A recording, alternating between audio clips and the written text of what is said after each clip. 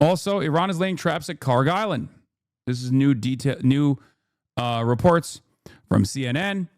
I will say, I still don't think it's going to be Karg Island because they've been signaling that it's going to be Karg Island, and I feel like Trump loves doing like a pump fake. Okay? Iran has been laying traps and moving additional military personnel and air defense to Karg Island in recent weeks in preparation for a possible U.S. operation to take control over the island, according to multiple people familiar with.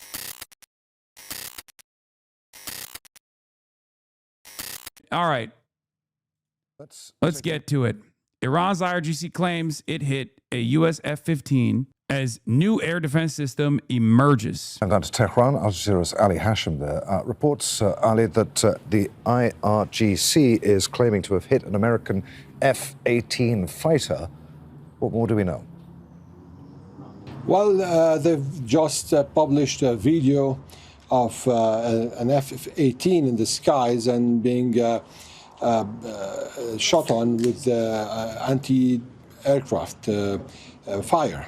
Now, it's just fresh, so I'm just getting the news now. We don't have much details on this, but this is not out of context. We saw the Iranians announcing a few days ago that they've hit one F-35, and that was actually the first time the F-35 is being hit in combat, ever.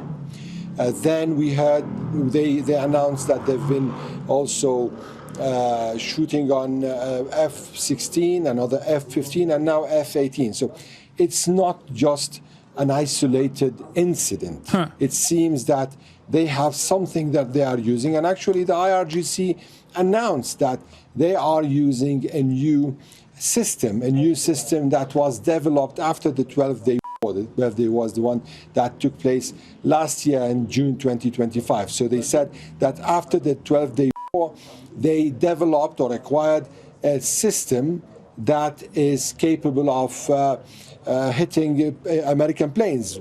We saw the F-35. Actually, there was reports from both sides. The Iranians said that they targeted it, and the American side said that it was targeted, and the pilot survived. However, he had to go through treatment.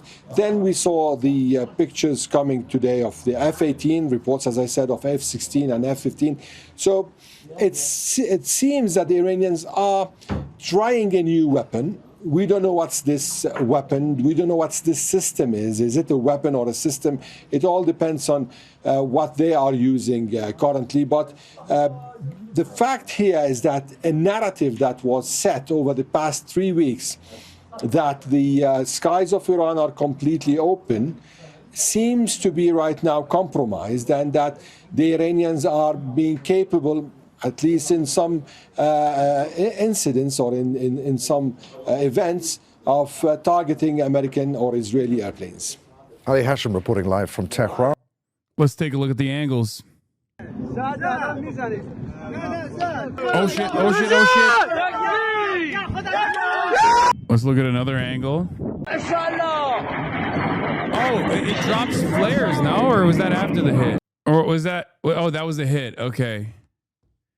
Politics often reflects the tension between prioritizing people and prioritizing power. Okay. Chinese tech hits different. We don't know if it's Chinese. Don't take it away. Don't take it away from the Iranians. Okay. CENTCOM is denying it. CENTCOM's like, don't believe your lying eyes, dude. Here's another one. Okay.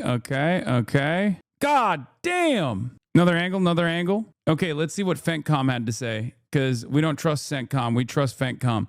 False. CENTCOM denied the U.S. fighter was struck over Iran. True. An FA-18 fighter was hit over Chabahar, with the hit caught on camera from multiple angles. Well, there you go. There you have it. FENTCOM on top. Official account of the United States Fentanyl Command catching CENTCOM-Ls as they smoke Fent. FYI, only one fixed-wing plane was shot down by enemy fire in the Iraq War. 24 fixed-wing planes lost total. So things are not going well. Yeah, I mean, I tried to explain over and over again that this is a totally different demon. Okay? This is a totally different demon. Iran has been waiting for this moment. And Iran has demonstrated, as we've seen so far, tremendous restraint up until this moment. Apparently, it went down, by the way. IRGC says that the F-18 was hit over Chabahar and it fell into an Indian Ocean. It was probably an F-18 from the Abraham Lincoln carrier, which recently came under fire from IRGC cruise missiles. Channel 12 Western source, Moshtaba is alive and involved in decision-making in Iran. Al-Manar, a column of tanks, was moving from Taibeh towards the Kantara Road when it was hit by guided missiles. In response, enemy forces began firing more than 30 phosphorus shells and conducting heavy bombardments targeting the surrounding area. Ghalibaf, based on some data, Iran's enemies, with the support of one of the regional countries, are preparing to occupy one of the Iranian islands. All enemy movements are under the full surveillance of our armed forces. If they step out of line, all the vital infrastructure of that regional country will, without restriction, become the targets of relentless attacks. Hezbollah announces the 66th operation of the day, breaking their previous record 63 from 3 days ago. Hezbollah, in defense of Lebanon and its people, we targeted 2 more Merkava tanks with guided in Taibeh, resulting in their destruction, bringing the number of destroyed tanks to 8. And the confrontations are still ongoing until the issuance of this statement. Al-Manar, the resistance lured the Israeli forces into the Mohaisabat area, where a well-prepared ambush with the guided missiles had been set up for them. Picture of occupation army troops taking cover during battles in Nakura, published later. Also, Iran is laying traps at Karg Island. This is new reports from CNN. I will say, I still don't think it's going to be Karg Island because they've been signaling that it's going to be Karg Island, and I feel like Trump loves doing like a pump fake. Okay. Iran has been laying traps and moving additional military personnel and air defense to Karg Island in recent weeks in preparation for a possible U.S. operation to take control over the island, according to multiple people familiar with U.S. intelligence reporting on the issue. Gulf allies are warning of significant U.S. casualties if U.S. moves forward with an operation there and advising against it. So I am not committed to the Karg Island thing. I don't think that they would be. I think they love saying shit like that. It might be a different island. I just don't know if they can. I don't know the islands on the coastline of Iran that well, obviously. Karg Island already has an air base, like an airfield, on it, which would be really important to hold for the American troops if they tried to establish a forward operating base there. Not certain as to how they would do that, especially because they'll get tremendous fire on any troop that lands on the island, especially if they try to hold Karg Island. They would also need to take over the coastline as well. They would also need to dismantle the weapons on the mountainside. Very, very difficult task ahead. Not going to happen. Karg Island also has nothing to do with the strait. It's very far away from the strait, but it does have an airfield on it.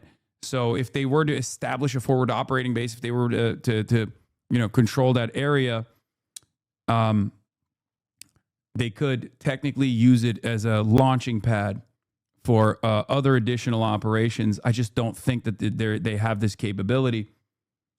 And it's of course north of the Hormuz Strait, so getting in there is already very difficult. So Sinatusi says, I suspect this is happening across all potential U.S. invasion zones: Karg, Keshem, the 3 Persian Gulf islands, Abu Musa, Greater and Lesser Tums, as well as coastal regions inside the Persian Gulf and beyond the strait, especially Chabahar, but along the Indian Ocean coast. So the Iranians are hardening their positions surrounding the coastline, I suspect, and we have mounted enough troops by Friday to potentially try this. As you know, Donald Trump loves doing this after market close on Friday, right? Like the arguments for why they would take Karg Island, regardless of the limitations, regardless of how difficult it will be and how deadly it will be for the American troops. The arguments is always, we'll apply pressure, we'll have leverage, we'll have strategic leverage over the Iranian government, and we'll force the Iranians to open up the Strait of Hormuz. The irony, of course, is that for the Iranian government, in the buildup to this potential escalation, and I think this is the reason why they have said the Hormuz is open for business as long as you come and communicate with the IRGC naval forces and pay in Chinese yuan a $2 million toll, you can pass through, and some tankers have started passing through. I suspect that the reason why they want to, say that they're controlling the Strait of Hormuz, but they want commerce to continue flowing is because of what might happen if America invades. I believe that they will probably they will mine it. Sorry, not dam. Mine the Strait of Hormuz if America tries to do boots on the ground. That way, they show that they're willing to be the stable partner, and they show to all of the other regional actors, once again, that America and Israel are the ones who are unstable and willing to throw bodies on the pile, willing to continue collapsing the global energy markets. I find it very interesting. I find it very strange, very interesting. My friends, that I don't even fucking know anymore. Like, I don't know what the fuck we're doing, but I mean, it's probably going to happen on Friday, so we'll see. We'll obviously keep an eye out for events that will hold the events that will take place after market close on Friday. Do you think the troop movements are a bluff? Kind of my hope. No, troop positioning is not a bluff. It's a tremendous logistical hurdle. It's expensive. It's costly. You don't bring your naval assets around Iran if you're not going to use them, as we saw in the beginning of the now 26 days of the 26th day of Operation Epic Fortnite Fail. They are not just going to move troops and not use them. I would go so far as to say that the pump fake here is the mediation from the American side. Like, Americans are saying, oh, we're going to negotiate, but Iran doesn't feel as though they've punished America enough, because their goal here is to maximize the military deterrence, to show that they have the capabilities of making not only America but global capital scream because of their control over this choke point. So for that reason, I think the conversations around the back and forth, the conversations around like wanting to deal with Iran as even partners, as equal partners, and leaving Iran alone is totally bullshit. It's still important to analyze the assurances that America is willing to commit to. That's huge, because it shows that they also recognize like what the starting position looks like. Okay. The very fact that they're calling for negotiations on the American side, as the Iranian side keeps saying, no, we're not going to do it, this is bullshit, shows vulnerability. That shows a recognition, at least on the American side, that they are not winning this, right? Because no one who's winning ever comes to the bargaining table, unless you're Ukraine, at which point, Boris Johnson will come in and fucking claim that the war efforts will continue, and you end up saying, you know what? Yeah, maybe the war efforts will continue, and you lose the maximum leverage that you had. And then when an American political commentator brings up that reality, everyone calls him a Vladimir Putin apologist and a defender of Russian imperialism. It's just a random story there. It has nothing to do with me, obviously. I'm just bringing that up totally randomly. My brother-in-law is in the 82nd unit that is deploying right now. They're definitely sending troops, not just specialist forces, actual ground troops. I'm pretty worried for him, but he isn't able to tell anybody when they're deploying or where they're deploying, though they just know they're for sure going. I told you, you can tell your brother-in-law to apply for conscientious objector status. Okay? Remember, you can do that when you still have the opportunity to do so. Don't let him eat that steak and lobster dinner. This admin doesn't give a fuck. Yeah, we know. We know they don't care. I mean, this is something that I say all the time. America has no issue sending its sons and daughters that die. Okay? No issue at all. Sydney Sweeney just shared that her brother is deployed. She had a message for all the service members overseas. Receiving calls from my bro always makes me happy when he's deployed. Thinking of all of our boys and girls overseas, sending my love. Thank you for your service. Oh, brother. I mean, you're about to... This is what I mean, though. Because, like, when it's all of a sudden one minus Sweeney out there, I don't think Sydney's going to be happy about that, right? If that happens, that is that is going to be yet another instance of, like, a high-profile American citizen freaking the fuck out, understandably. Why did this happen? Should this have happened?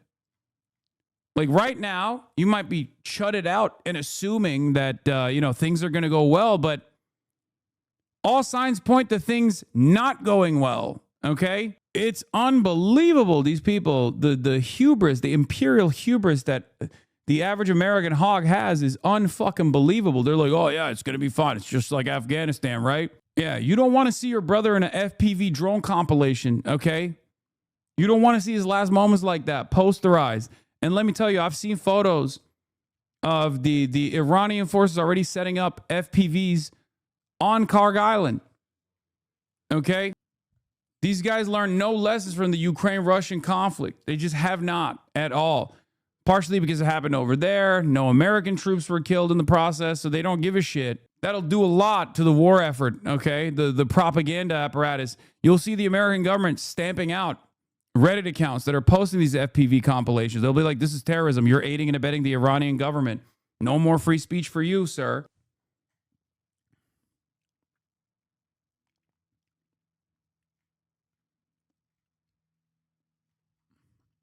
Wrong. Yanks died in Ukraine. Yes, Yanks died in Ukraine, but no active duty service member has died in Ukraine. He is a first person view. It's a method of controlling drones. Yeah, this is what I was talking about. Yeah, I saw this. Taped up AK with no optic, the skeletal Alibaba FPVs with huge aftermarket battery packs is rapidly replacing the Adidas tracksuits as the "You're Gonna Die Here" signifier. War has changed. Like the way to wage war has changed dramatically. Okay, it's you can literally. I'm going to choose my words very carefully. This is not an endorsement or educating people to do acts of terrorism, but the commercial availability of drones like this has dramatically changed how war is waged, okay? This is analysis, not an endorsement. Before people fucking yell at me and clip me out of context and say Hasan is teaching his fans how to fucking wage war against the American troop positions. It's just an accurate reflection on the realities of modern warfare, okay? Senior Iranian official Mohsen Rezai, when they haven't gotten any results from their Air Force, which is their strong point, what do they expect from ground action? Do American soldiers want to die for Israel? We are waiting. Yeah, I mean, they keep saying it over and over again. They're like, yep, pull up, talk your shit, King, pull up. Who knows? Who knows how that might go? But like land invasions are so difficult. Amphibious invasions are damn near impossible, okay? And on top of that, you're landing in a fucking kill zone against a heavily armed country that is designed its defenses specifically against this exact thing happening and has effectively destroyed whatever supply chain you could have created.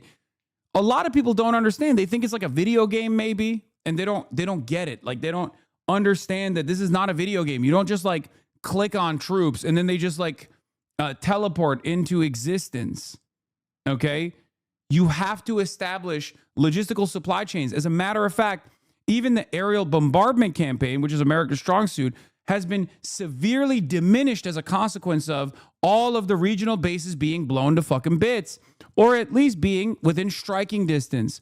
That's the reason why they have to utilize a chain of strato tankers where flight missions are taking place far away from Iranian missile strike territory. Do you understand? You don't get to fucking respawn. You die. That's it. And you don't get to do an amphibious invasion without having a logistical supply chain that is constantly feeding the forward operating base and the front of the line for the troops up there. How are they going to get food? They need food. They need bullets. They need ammunition. They need resupplies.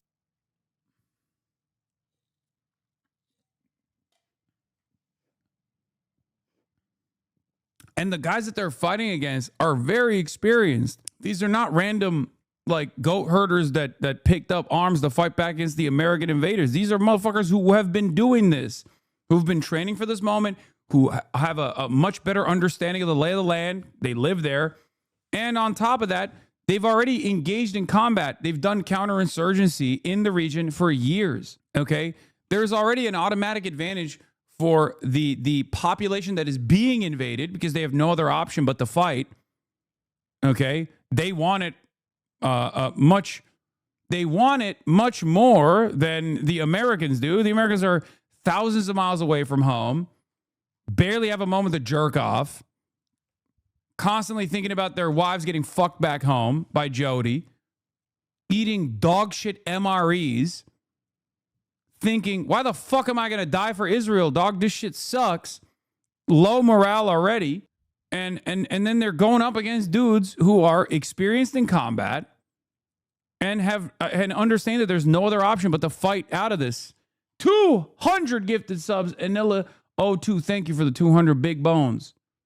Are you worried that a lot of soldiers getting killed could fuel support for a wider war? No, that's not how that works. It's the exact opposite. Casualty numbers increasing have a negative impact on the war propaganda. It's literally the exact opposite. Once troops come back home in flag-draped coffins, Americans are like, I don't want this. The hell is this? That's precisely the reason why in Afghanistan they stopped showing it. They already stopped showing it in Iran, by the way. I don't know if you knew that or not. When Donald Trump goes to honor like the slain troops, the fallen troops, they showed it the first day. They stopped showing it after the first day. I don't think Iranians are bluffing when they say we are begging for you to invade. Okay? Because from their perspective, they've been punishing their neighbors and trying to punish global capital, but now they can punish America directly. Okay? It's much more difficult to try to hit American airplanes than it is to literally blow up American troop positions as they make the foolish decision to go and try and invade Iranian soil. You're just flat out wrong. You're wrong, HasanAbi. Things are fine. I made it up in my head. True. What can I say? What can I say to the greatest counter argument of all time, which is nuh-uh. Can you put this rant on your YouTube? I need to show it to my ex-husband who disagrees with the war but won't use the number I gave him to get him out of it. I mean, sure. Also, Iran is a massive fucking country with 6 or 7 different biomes and all kinds of different landscapes. Lamau, the incompetency is actually insane. I mean, ultimately, there's no way to reasonably design. Like, look, you can have the best plans, okay? You can have the best plans. You can have the best idea of how you can accomplish this goal, okay? Your military goals. That's not how war works, okay? Things are dynamic. Things are going to change in real time, okay? There are always going to be externalities that you did not factor and you know, environmental concerns, things like that like change the dynamic dramatically. It happens. But in this circumstance, there is no best laid plan opportunity anyway. Yeah, no plan survives contact with the enemy, right? That's why there's like a million different plans that are established. And you know, they try to pick the most likely outcome. It's been proven over and over again. It's been proven in Korea. It's been proven in Vietnam. It's been proven in Iraq. It's been proven in Afghanistan. And in those circumstances, at least there was like a established supply chain. They went in ahead of time, you know, bribed the fucking generals to stand down in Iraq, especially. They did shock and awe from all the bases in the region where they could like fly into Iraq. There was very little resistance overall. This is not the same dynamic at all. You're no longer having a Harlem Globetrotters versus the Washington, what is it? The Washington Generals? What is it? Harlem Globetrotters versus Washington, whatever the fuck. Why is everybody jiggling? Is it Washington Generals? Yeah. You're no longer fighting a Harlem Globetrotters versus Washington Generals battle. You're fighting against like an actual fucking enemy, an actual country that has designed its entire defenses against this exact thing happening for the past fucking 50 years, okay? And even with Iraq, after shock and awe, after the power vacuum, Americans still took like, what, 12 years to finalize its dominance over the land? It's unbelievable. You still got dudes coming back home dickless because IEDs were exploding under their Humvees. And we're out here talking about how this is a profound indictment of American society that there is no anti-war movements in this moment. If not now, when? I think the anti-war movements of the past Vietnam, Iraq were robust because they were minority movements at first. People wanted to demonstrate they weren't alone and they weren't crazy as society mobilized for an unjust war. That's not necessary right now. No one supports this war. I don't think so. I don't think that's the case. I mean, with Vietnam, it was the draft. It universalized the experience. So there were a lot of people who actually had something to lose, their lives, right? With Iraq, however, there were anti-war protests. There are still currently anti-war protests. They're just so marginal that they're not getting a lot of coverage right now. But it is different than Iraq, which would be a perfect analog in this circumstance, right? So I think Americans are just on autopilot. They have given up. I think it's not a damning indictment of the American population necessarily, but I think it's because Americans are just like, all of our protests amount to nothing. Like, the American government has successfully eroded the confidence that people have in themselves, right? They have protest fatigue. They have outrage fatigue. They've already done this in Minneapolis, which actually led to tremendous success. Let's be real, right? But that's on the domestic agenda. For them, it's like, ugh, what else is new? I just got to go to work. Because every day, Donald Trump does something even more insane than the last. How do you fucking pay attention to it, right? Payments as much as $2 million per voyage are being sought on an ad hoc basis. By the way, this is what they're doing with the Iranian control over the Strait of Hormuz, effectively creating an informal toll on the waterway, according to people familiar with the matter who requested anonymity to discuss sensitive dealings. I know exactly how this works, by the way. Through intermediaries, tankers that are flagged tankers with a destination that's like a nation that has better relations with Iran, or tankers that are flagged as like non-hostile nations, can communicate with the IRGC Navy through intermediaries. The IRGC Navy will then tow them to a port in one of the nearby islands, and they get paid in Chinese currency to the tune of $2 million. It's $1 per barrel, or 1% of the cargo value in general.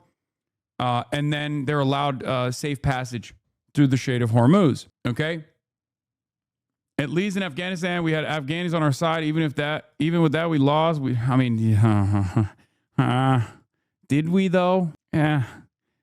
That's not, I wouldn't say that we had the Afghan population on our side at all. Let's be real. I mean, some of them got bribed. That's what we do usually. We just bribe people, and we don't even give a fuck who it is. In Afghanistan, there was a lot of that, people getting trained and then using American arms against American troops right after they were given said American arms. That happened quite a bit. There were entire papers written by very famous general. There was a very famous general that you might recognize the name of, who actually did a good deal of analysis on the failures in Afghanistan, as a matter of fact. His name was Mike Flynn. Does that name ring a bell for any of you guys? It was Mike Flynn, right? Am I crazy? Pretty sure it was, right? Wasn't he the one who was, or am I wrong? You're wrong. We had Afghanistan's hearts and minds. Thank God you say Graham Plattner. Graham Plattner is not a fucking general. He's a grunt. In any case, so this is the process that they have. And I think the reason why they're doing this is obviously to create an additional source of revenue, but to also show the rest of the world that if you play ball with us, if you treat us with dignity, if you treat us with honesty, we'll allow you to pass through. We'll allow you safe passage. And it's a way to also undermine. It's also a way to undermine the petrodollar. It's a way to undermine American military dominance, American force projection capabilities, right? So, like, this is a multifaceted approach. Let's take a look at what the Foreign Minister Abbas Sayed Araghchi has said so far. Iran's Foreign Minister Abbas Araghchi says there are no negotiations taking place, directly contradicting what the American information is that's being disseminated in mainstream news here in the Western world. Iran's Foreign Minister Abbas Araghchi, in an interview with the state TV, said the following: there are no negotiations. The fact that they are now talking about negotiations is an admission of defeat. Didn't they say unconditional surrender? So why are they now mobilizing their highest officials to negotiate? Can't argue with that. For countries we have identified as friends, we have allowed them to pass through the Strait of Hormuz. These include China, Russia, India, Iraq, and Pakistan. There is no reason to allow our enemy to pass through the Strait of Hormuz. The enemy must learn a lesson, never to dare attack again. And the damages of the Iranian people must be compensated. They've been very steadfast on this point from the beginning. that they demand reparations. International guarantees are not 100% guarantees. The intrinsic guarantee we have created ourselves means no one dares to go to war with the Iranian people anymore. So far, no negotiations have taken place, and a ceasefire without guarantees is a vicious cycle that repeats the war. Many foreign ministers in the region have contacted Tehran, and Iran's stance has been principled and firm. This war clarified many facts. One is that U.S. bases not only failed to ensure the security of the host countries, but themselves became a source of insecurity for those countries. If these countries suffer blows, it is because of the presence of these bases. Currently, our policy is continuation of resistance. This is, once again, an incredible blow to American force projection capabilities. The very fact that they are directly countering America's information war here is pretty significant. They are, in Zoomer speak, dabbing on us, okay? They're dabbing on us. Well, I don't even want to say us. I want to say they're dabbing on the American government for making a spectacular mistake, one that many Americans are not in favor of, as a matter of fact. This was the gift to Trump. Trump's gift from Iran was limited tanker passage of non-U.S. Oh my God, I called this. Oh my God. Remember I said this? I said yesterday, if you go back to the footage from yesterday, I literally fucking said, I'm willing to bet that they are looking at what Iran did as far as safe passage to non-hostile nations, and they're treating it as though this was an assurance that they secured from Iran. Oh my God.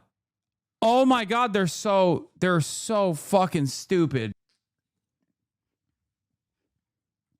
This is why you subscribe to the Piker Broadcasting Service. For tomorrow's news today. Piker Broadcasting Service is sponsored by you, the people, for you, the people. Quite literally yesterday's news today. Subscribe to the Piker Broadcasting Service to hear the voice of the unheard and also to hear the latest and greatest analysis. Piker Broadcasting Service is sponsored by you, the people, for you, the people. Gang, he's out of his mind.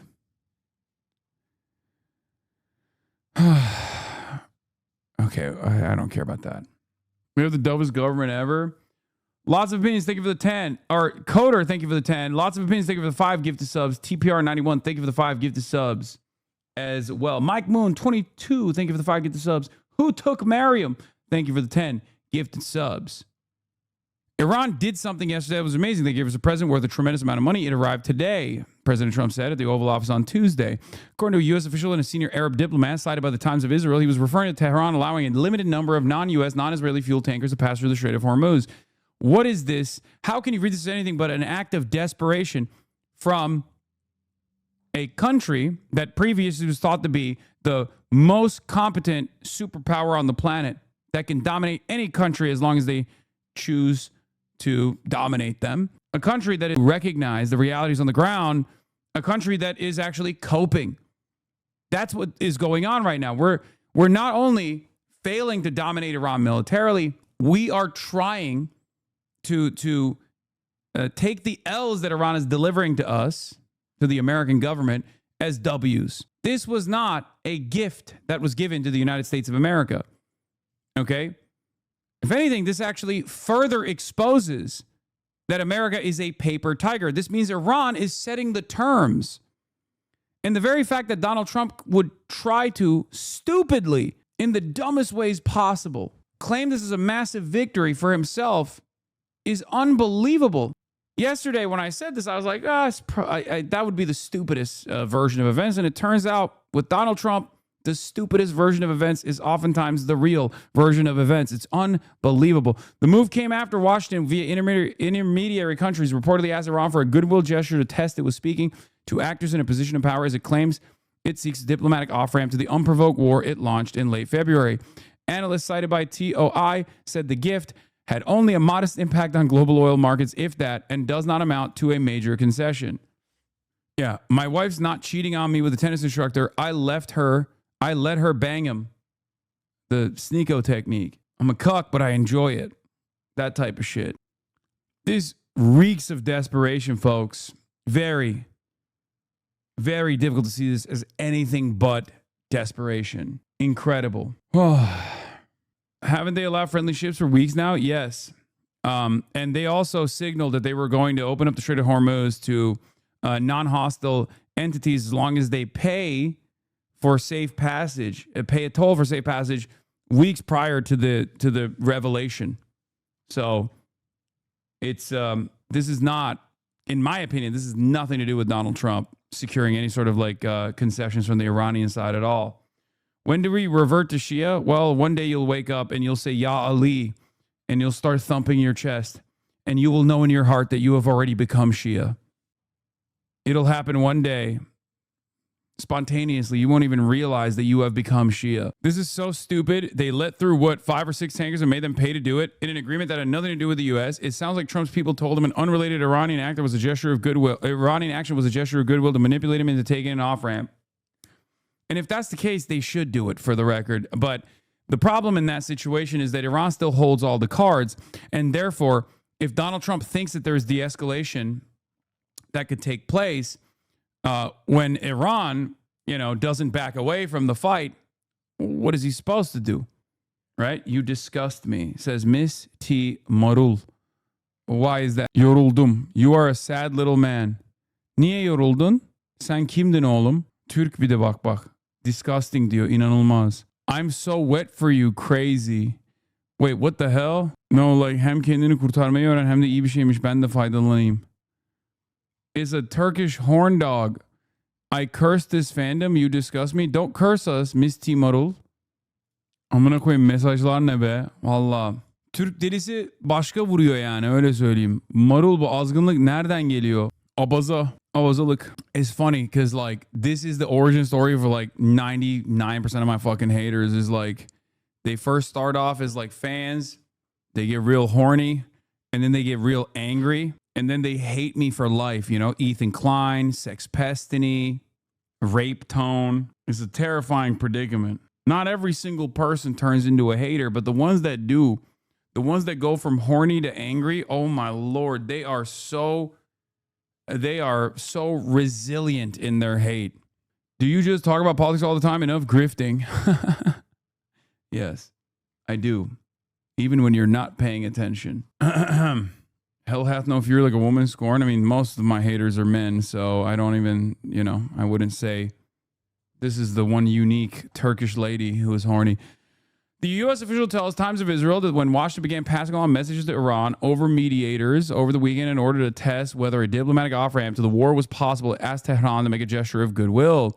In response, Iran agreed to allow a number of fuel tankers that weren't tied to the U.S. or Israel through the Strait of Hormuz in order to help calm global markets, the Arab official says. The Arab official acknowledged that the safe passage of a small number of tankers is not likely to have a significant or long-term impact on global oil prices, a concession that Iran is not yet prepared to offer while U.S. and Israeli strikes continue. The limited impact of the present allows why Trump avoided specifying exactly what it was, an Arab official says. The White House does not immediately respond to a request for comment.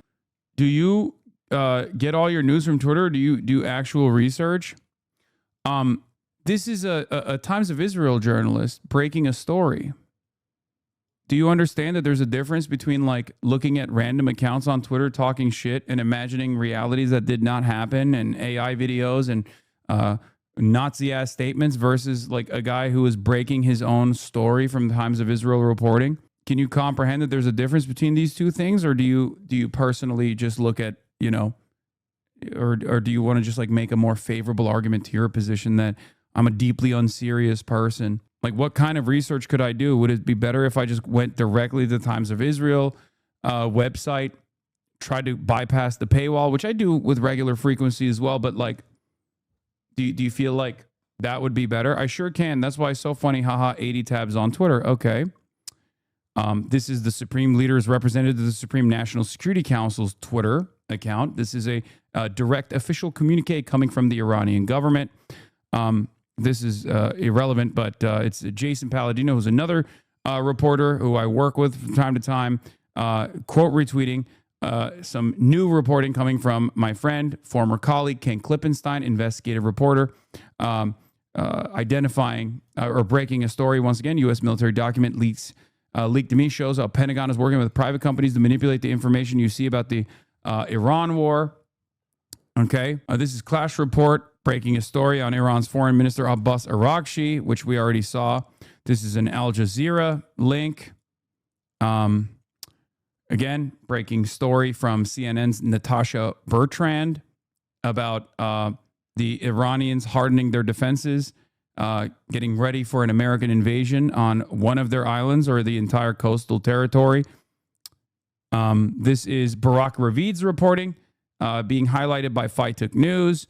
Barak Ravid is, a Unit 8200 Israeli agent who oftentimes gives us better insight into what the Israeli government and the American government are thinking and doing, because they're not necessarily, he's not necessarily like reliable as far as the veracity of it all, but he is reliable as far as like understanding what the American government is trying to say, or what the American government wants out there. You're arguing with a guy who left already? I don't know. Did he? Maybe he a totally separate opinion now. Maybe he realized that this line of this response in and of itself was kind of idiotic. Plus, he's not the only one, right? I mean, this is a very common thing that people say. My haters fucking say it all the time, and it's important to address it, because even if that person doesn't understand that, maybe there are some people who tuned in and were like, you know what? Actually, I kind of understand what he's doing here. You know, Mahdi Mohammed, an Iranian national security analyst, says, "We are counting the minutes until we meet the Americans of the Persian Gulf for the sake of our master's fallen body, for the mutilated bodies of the dear girls and boys of Minop School, and for the revenge that since that cursed night of the 1398, we have awakened every morning our thoughts. Come sooner, you bastards." I mean, the attitude from the Iranian side has been pretty close to that. Someone else in the class had the same question. Yeah, that's why I do it.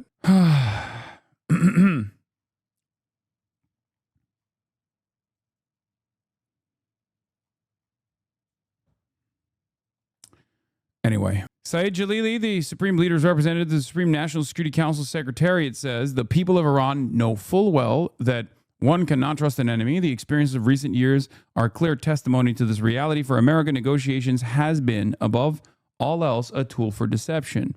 And this is something that is also highlighted by Araghchi as well, this attitude that Iran is not going to stop until they have established complete military deterrence, until they have found the damage that they've done to be sufficient enough for America to concede to their very understandable demands.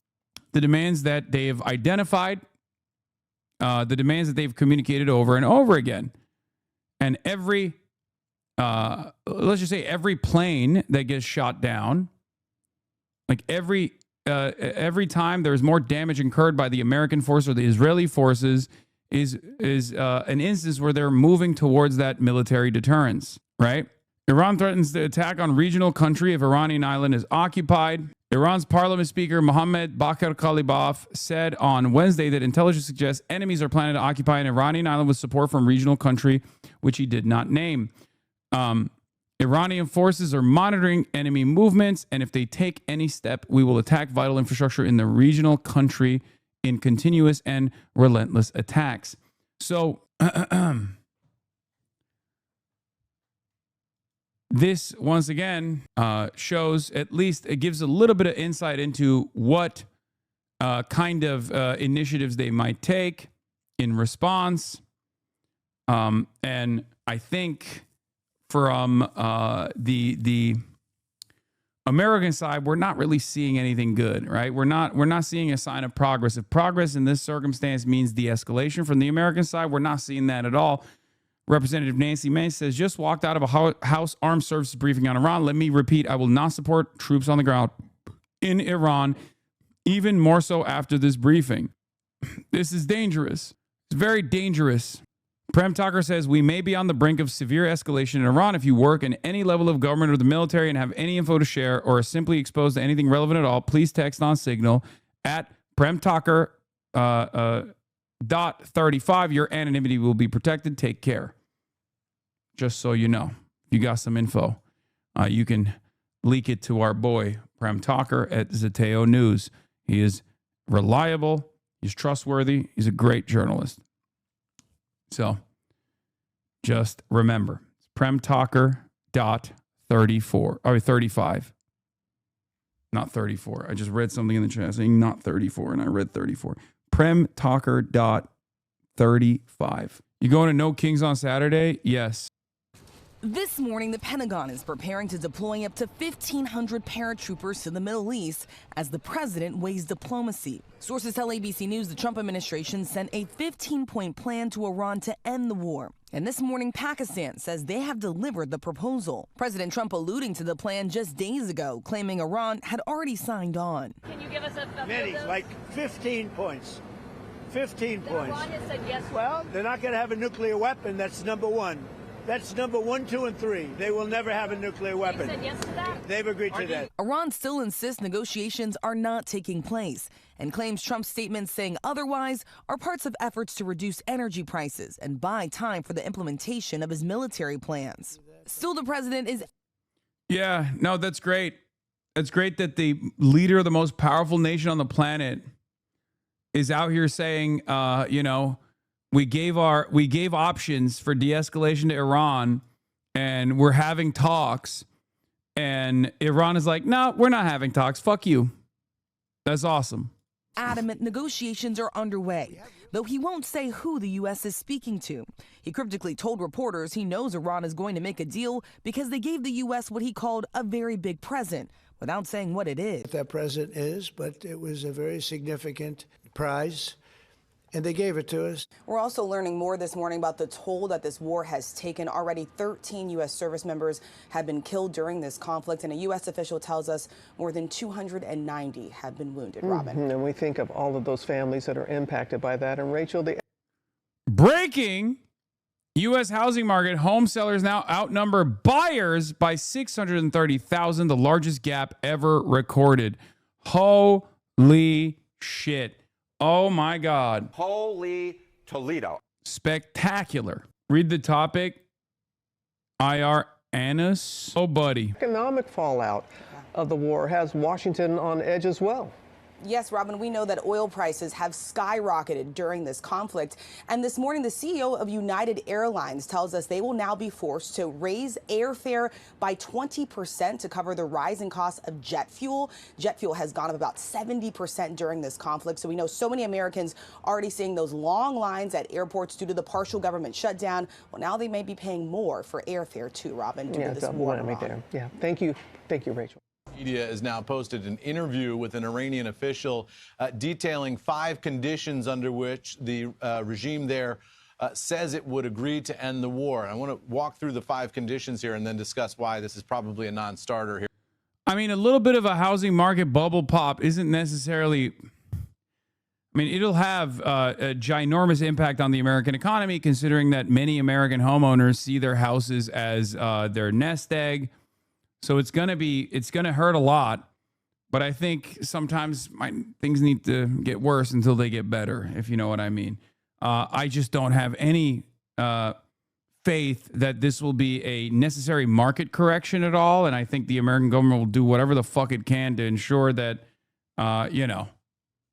renters eat dirt. I don't have any faith in this goddamn government. I'm sorry, guys. It's just...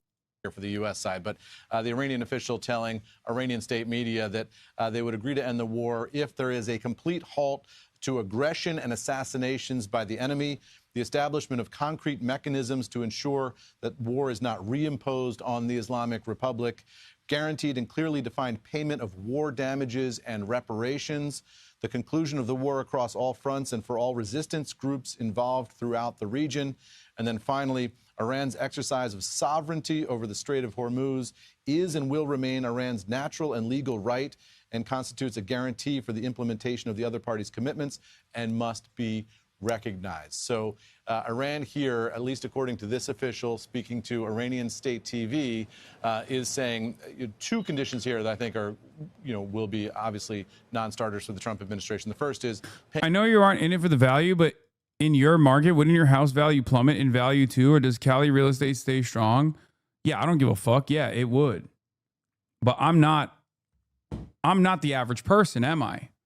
Right? I have a stance that homes are to live in, not for accumulation of capital, right? Yeah, houses are to live in, not to be traded as a speculative asset. So I don't give a shit. Except for a lot of people, they do actually treat it as their nest egg, as their overall wealth, right? For many people, they have mortgages. They sometimes take out secondary mortgages. They use their homes as leverage. The price of your house only really matters if you're planning to sell or using it as financial leverage. If you're just living in it, who cares? Exactly. What is this?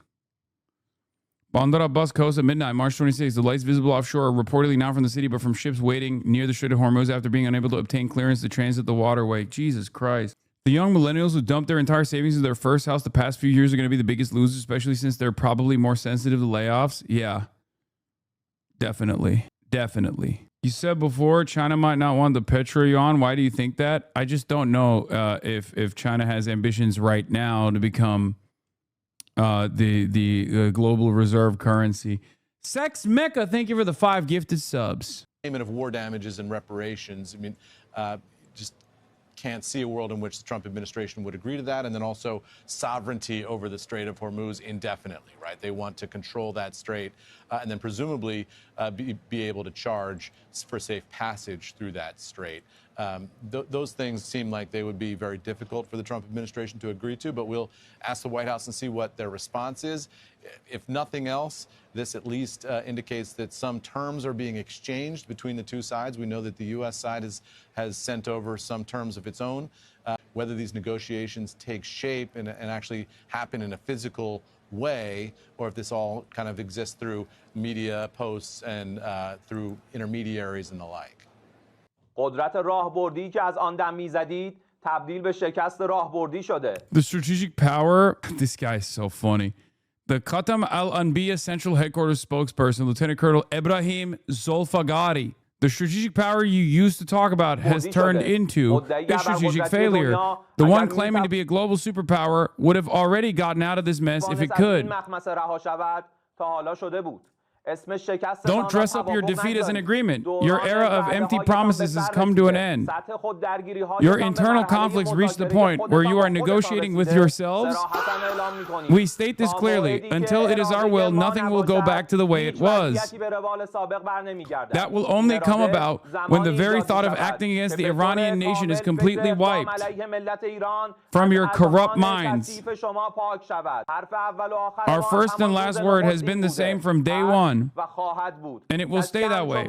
Someone like us will never come to terms with someone like you. Not now, not ever. Well, for more, we can cross now to our correspondent in Tehran, Reza Sayeh. Reza, tell us more about Iran.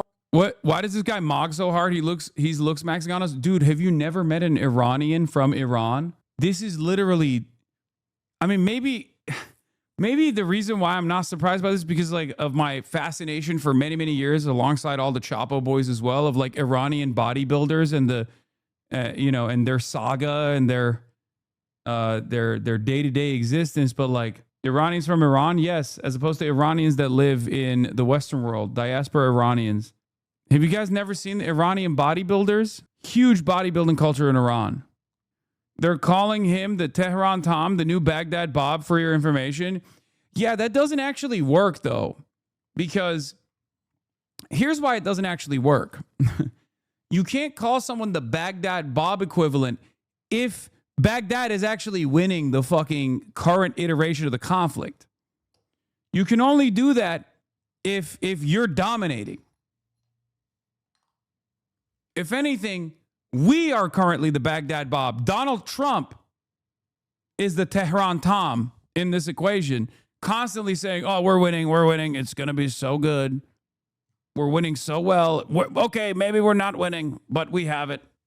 Iranian Hulk built like jank. Jesus. It's response to the US's 15-point ceasefire proposal. Yeah, they've rejected it, for now. But these are remarkable developments here in Tehran on this 26th day of this war. Developments that on the surface suggest. Abi hiç Türkiye'den bahsetmiyorsun ya. Bizim bu olaylarda daha masada olmamız lazımdı. Abicim artık masa biz değiliz. Hem masada değiliz hem de masa biz değiliz. Götümüze girdi masa. Zaten hep giriyor götümüze masa da. Artık İslamabad masa oldu. Pakistan bizim yerimize geçti. Maalesef. Biz masanın altındayız abi. Reis bizi arkada bıraktı. Maalesef. Pakistan masa oldu. That Iran views itself as being this conflict and views the United States, Washington, as being on its back foot. We report these with caution, and we say seemingly because this has been a war that has been accompanied with a lot of deception, psychological warfare, and what has been an information war that has happened in parallel with a military war. But consider what happened a few hours ago here in Tehran. Iranian state media confirming that the United States, the country that Tehran views that has used deception for the second time in 9 months to attack Iran in the middle of negotiations, has reached out with a 15-point proposal to Iran to end this conflict. And Tehran's response, no thank you. We're going to end this war on our terms. Again, this is a development that seems to suggest that Iran is emboldened, that it believes that it has leverage and it can dictate the terms moving forward. What are Iran's terms? What are Iran's 5 points for ending this war? Among them, a guarantee for all aggressions and assassinations by the enemy to end, the establishment of a mechanism to make sure that another war doesn't happen, a guarantee and clearly defined payment for the damages of this war, reparations, the conclusion of wars across all fronts against resistance groups, a reference to groups like Hamas, Hezbollah, and the Houthis in Yemen, and finally, international recognition and guarantees regarding Iran's sovereign rights to exercise authority over the Strait of Hormuz. So what's clear is that there's been indirect talks between Washington and Tehran. And again, it's Tehran's position that we're going to dictate the terms, and the terms set over by Washington are unreasonable. Now, happening concurrently with these confirmed indirect talks are developments that suggest this conflict could be escalating. Reports out of Washington that the U.S. is deploying 2 Marine expeditionary units and 2,000 soldiers. Is there a possibility for a negotiated end to this conflict, or is there going to be escalation? We're going to have to wait to see what develops in the coming days. And Reza, I'd like to just go a little bit deeper into those 5 points of the Iranian proposal. Is this a plan offered up in good faith, or should we see this counter proposal as something more like a provocation? It's hard to say. I think when you look at one of the terms, for example, complete authority over the Strait of Hormuz, this is a wish, a desire, a demand that I think many Gulf states, and of course Washington, is going to be hard pressed to accept. But what this proposal by Iran does indicate is that Iran believes that it has taken, withstood, and survived the biggest hits from Washington and Israel. This is day 26 of this war, a war that started by the United States. The American proposal sucks. There's no incentive for Iran to take it all. No. I think the American proposal, ironically, is literally pre-12-day war. Actually, the American proposal is like quite similar to JCPOA, and it even goes beyond the JCPOA standards. But what's interesting about it is that it's a far better proposal for Iran than the one that they were floating around in the 12-day war, perfidy, and the one they were floating around 26 days ago, okay? Which again was perfidy number 2. But while that is, I think, an accurate reflection of how the conditions have changed and who holds the leverage, it should not be trusted, especially given that troops are moving into the region. That's number 1.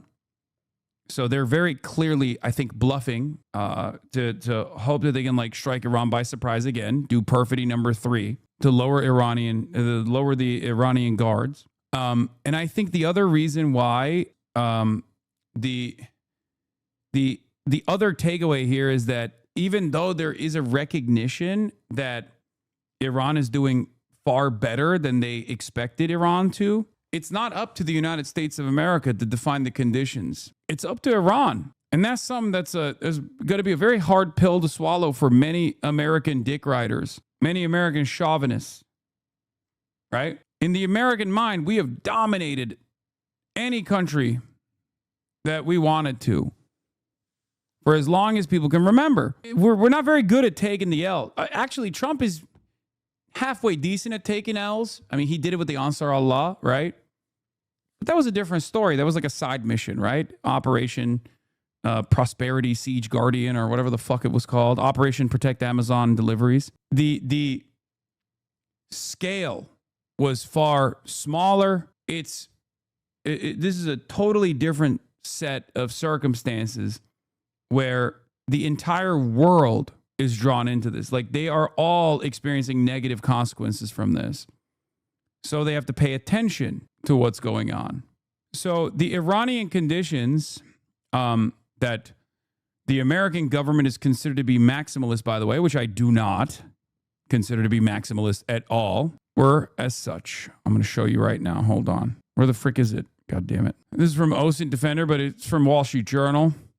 Per a report from Wall Street Journal, Iran has responded to the Trump administration's proposal for a ceasefire with demands that far surpass the characterization of maximalist. Now, obviously, I don't think these are characterizations that far surpass maximalist, right? I think it's ridiculous, especially because that's what's going on right now. They've been able to achieve some of these goals militarily.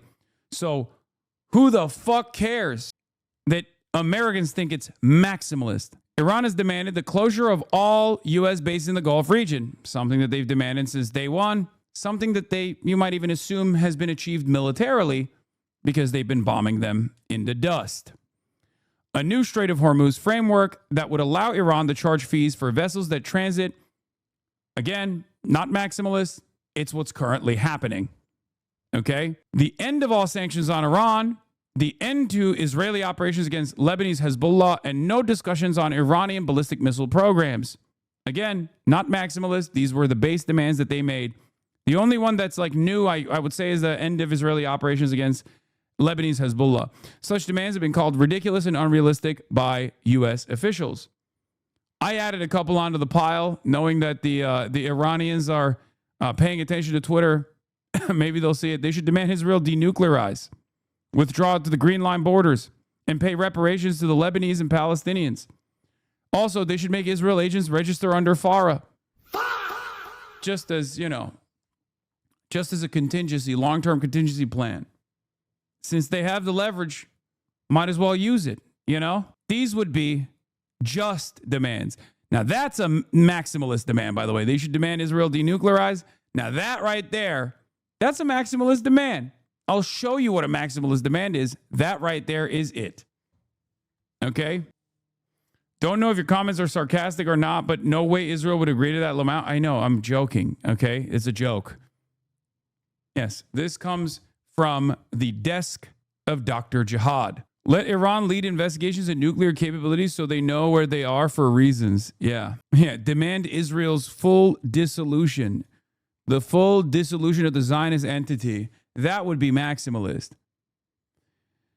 Reuters, one of the regional sources told Reuters that Hezbollah had received Iranian guarantees on its inclusion in any wider deal. Iran is prioritizing Lebanon. It will not accept Israeli violations in Lebanon like what happened after the 2024 ceasefire, the source said, referring to Israel's continued strikes on Lebanon despite a 2024 truce that ended the last Hezbollah-Israel war. What's interesting about this is that there's not really any mention for the Palestinians, which I think is kind of lame from the Iranian side, but it also shows that they are obviously in it for selfish reasons. Because, even if they wanted to win favor with the rest of the world, they would bring up the Palestinian plight here. Their actions, although self-interested, are still going to end up most likely benefiting the Palestinians regardless. But let's be real, there's still time. Surprisingly, the one person who's shown even-handed insight on this is Malcolm Nance on his YouTube. For obvious reason, he glazes over our and Israel's offensive weapon shortcomings, but his analysis on what is happening in the Strait is close to yours, but he adds additional nuanced analysis and expanded military intelligence analysis because of his own personal military experience fighting in the Strait. Well, if he's glazing over American shortcomings and Israeli shortcomings, then he's not actually offering, reliable analysis, I feel like. They didn't say Hezbollah, but all resistance groups. That includes Palestinian factions. I have heard Professor Morandi bring up Palestine, but I don't know how, how much. I don't think he has any say whatsoever in this process. I think he's just a spokesperson pretty much. Mohsen Rezai, senior military advisor to the new supreme leader, Mojtaba Khamenei. If their air power, which is their main force, has not yielded results, what are they expecting from a ground operation? Are American soldiers really ready to die for Israel? I guess we'll see. Oh, the news anchor mentioned Hamas and the resistance? Okay, that makes sense. Attacking Iran in the middle of negotiations, taking out the supreme leader. Do I think I can get Morandi on stream? I think so. Out a number of senior political and he goes on everybody's stream. Leaders. Washington confidently saying that this war is going to be over soon. 26 days into the war, it is not over. And as the days turn into weeks and the weeks are about to turn into a month, you clearly get the sense here in Tehran that the leadership, the political leadership, the military leadership is being emboldened. They're gaining confidence that they have the upper hand, that they are exacting a cost against Israel and the United States, and they believe that they can dictate the terms. Is that the case? Can they dictate the terms? Are they overplaying their hands? What's Washington's response going to be to Iran's counteroffer? We'll wait and see. Reza Sayed reporting live there from Tehran. Thank you. Israel this Wednesday has continued to strike targets in Iran. Maintains its attacks on Israel with air raid sirens sounding across the country this Wednesday. For more, we can cross now to Israel to speak with our correspondent in Jerusalem, Noga Tarnopolsky. Noga, I know that you've been in your bomb shelter at least 3 times in the past 24 hours. What's going on in Israel today, Noga? That's right. I've been in several different bomb shelters, actually, because even just, an experiment. Al Jazeera reporting on the new Iranian air defense system. Ooh, yeah, we covered it earlier. When is the Abbas Araghchi stream? It's not happening. It's not happening. They're boomers. As unironically, they're boomers. Massive revelation. Al Jazeera confirms Iran is deploying a highly advanced undisclosed air defense system. Yeah, we covered this earlier. I still think it's probably Chinese, and they're just saying it's their, new indigenous air defense system that they developed after the 12-day war. I just don't think that they're capable of doing that. But Iraq has some of the world's largest oil reserves, but the money it earns doesn't fully flow through Baghdad. Instead, a system set up after the U.S. invasion in 2003 still gives Washington lasting leverage over Iraq oil revenues. Al Jazeera's Osama bin Jawed explains. They vibe coded it, bro. I don't know. I think their capabilities are tremendous, right? We've seen that. I just don't know if any country is capable of manufacturing something in such short time, like engineering something that is entirely new in such a short period of time. Could imagine China telling them not to put their name on it because it could harm their own reputations, relationships in the region as well. They could have just modified a Chinese equipment or Russian equipment potentially. That's another thing. Hasan, it's the same air defense the Houthis used in 2018 against Saudi air forces. Yeah, the Houthis did actually almost shoot down an F-35, so maybe it was in their capabilities, but they're making it seem like this is new. This was designed after the 12-day war. Do you see what I mean? Because if you remember, I was shocked when I heard that the F-35 had a close call. The F-35 had a close call last year. With what they perceived as Houthi loitering munitions. So I don't know if that's the same one or maybe a modified version of that. How is Drop Site just the fucking goods? Because they are run by real investigative reporters and not a bunch of fucking charlatans who are stenographers. They do something super basic.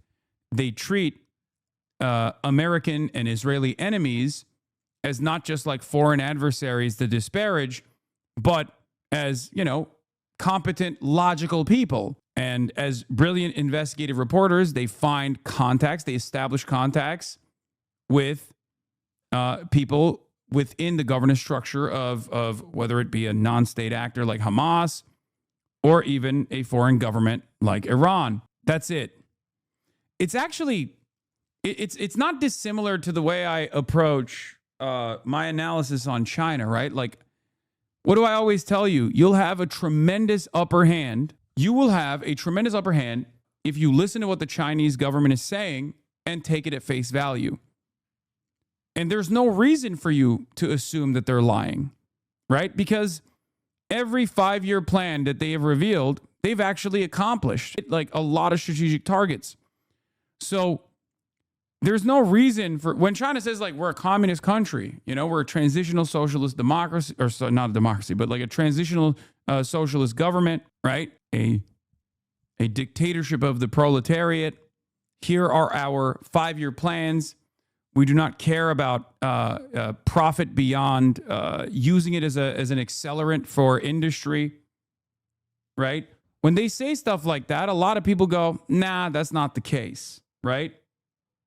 That's not the case. They must be lying. If you simply listen to what they're saying and not automatically assume that they're lying to us, you will be far ahead of most Western analysts, if not damn near the entirety of Western analysts.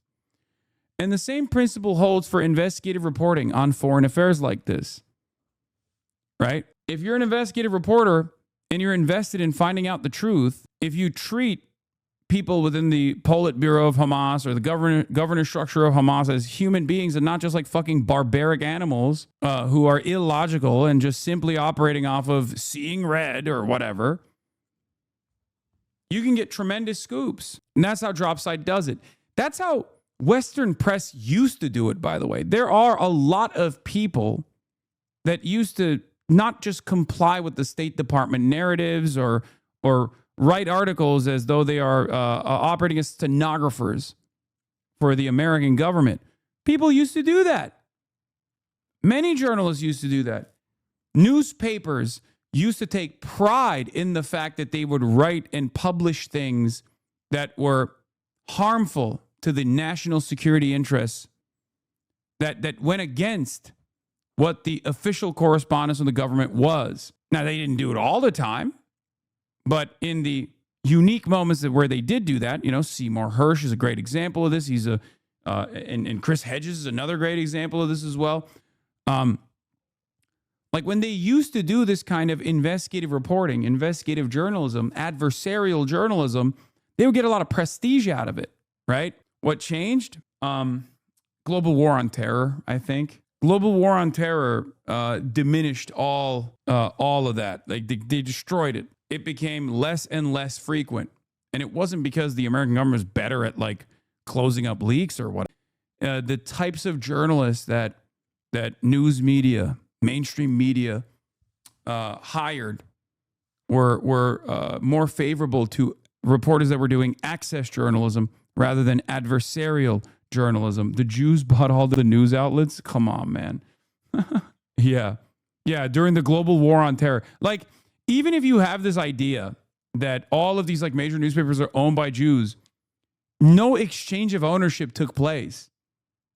So that doesn't even make sense on the timeline that I'm presenting. It's not the case anyway, but it's pretty funny that you think that like this somehow changed after 2001. Yeah, Jews like Jeff Bezos.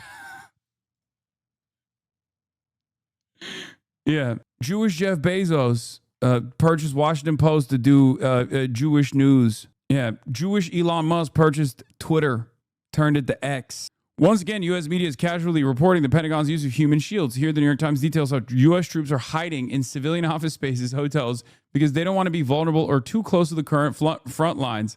Yeah, remember the first day I told you that an enemy state, a foreign adversary that is that doesn't have the same like awesome offensive capabilities that the United States has, is going to make every target worthwhile, right? This is something I brought up with like Hamas as well. When people say like, oh, well, why is Hamas like landing random rockets on Israeli territory back in the day? This is like a common thing that people used to say, oh, they just want to kill all Jews. That's why they're doing it. I was like, no, it's because they don't have precise targeting capabilities. I'm sure if you were to give them an air force and fight them on, equal ground, they probably wouldn't spend any time lobbing rockets over the boundary at whatever they might hit. They would hit military positions, military installations.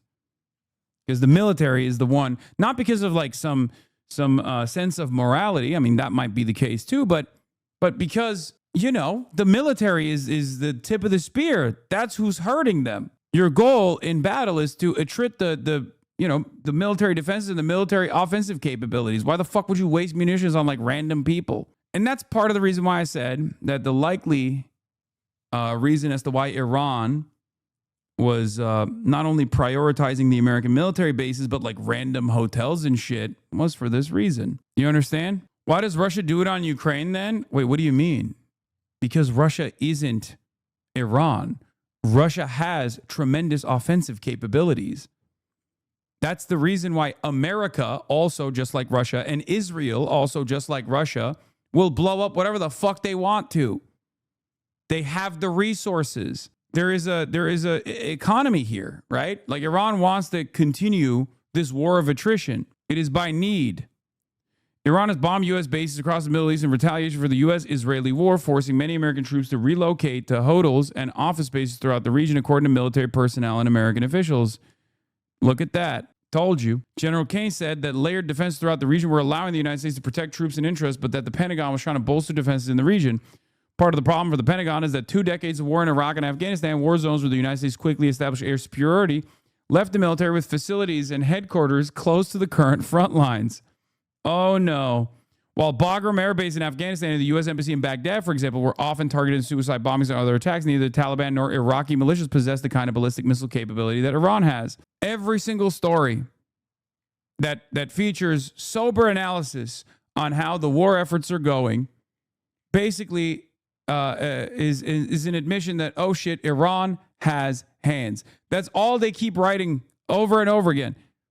They keep putting it in the newspaper that, oh shit, Iran's got fucking hands. Bruh.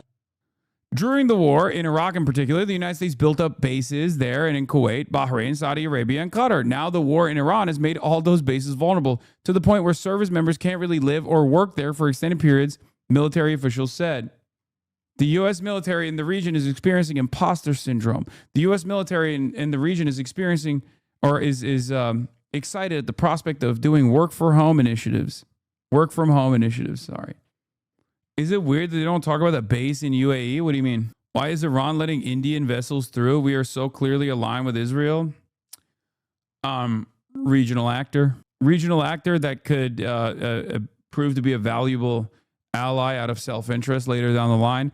Iran has also, from what I understand, fucked over China in the past to cut a side deal with India. And also India's paying the fees. India has always had this unique position where from a manufacturing perspective, they are basically a vassalized state for American and Western interests in general.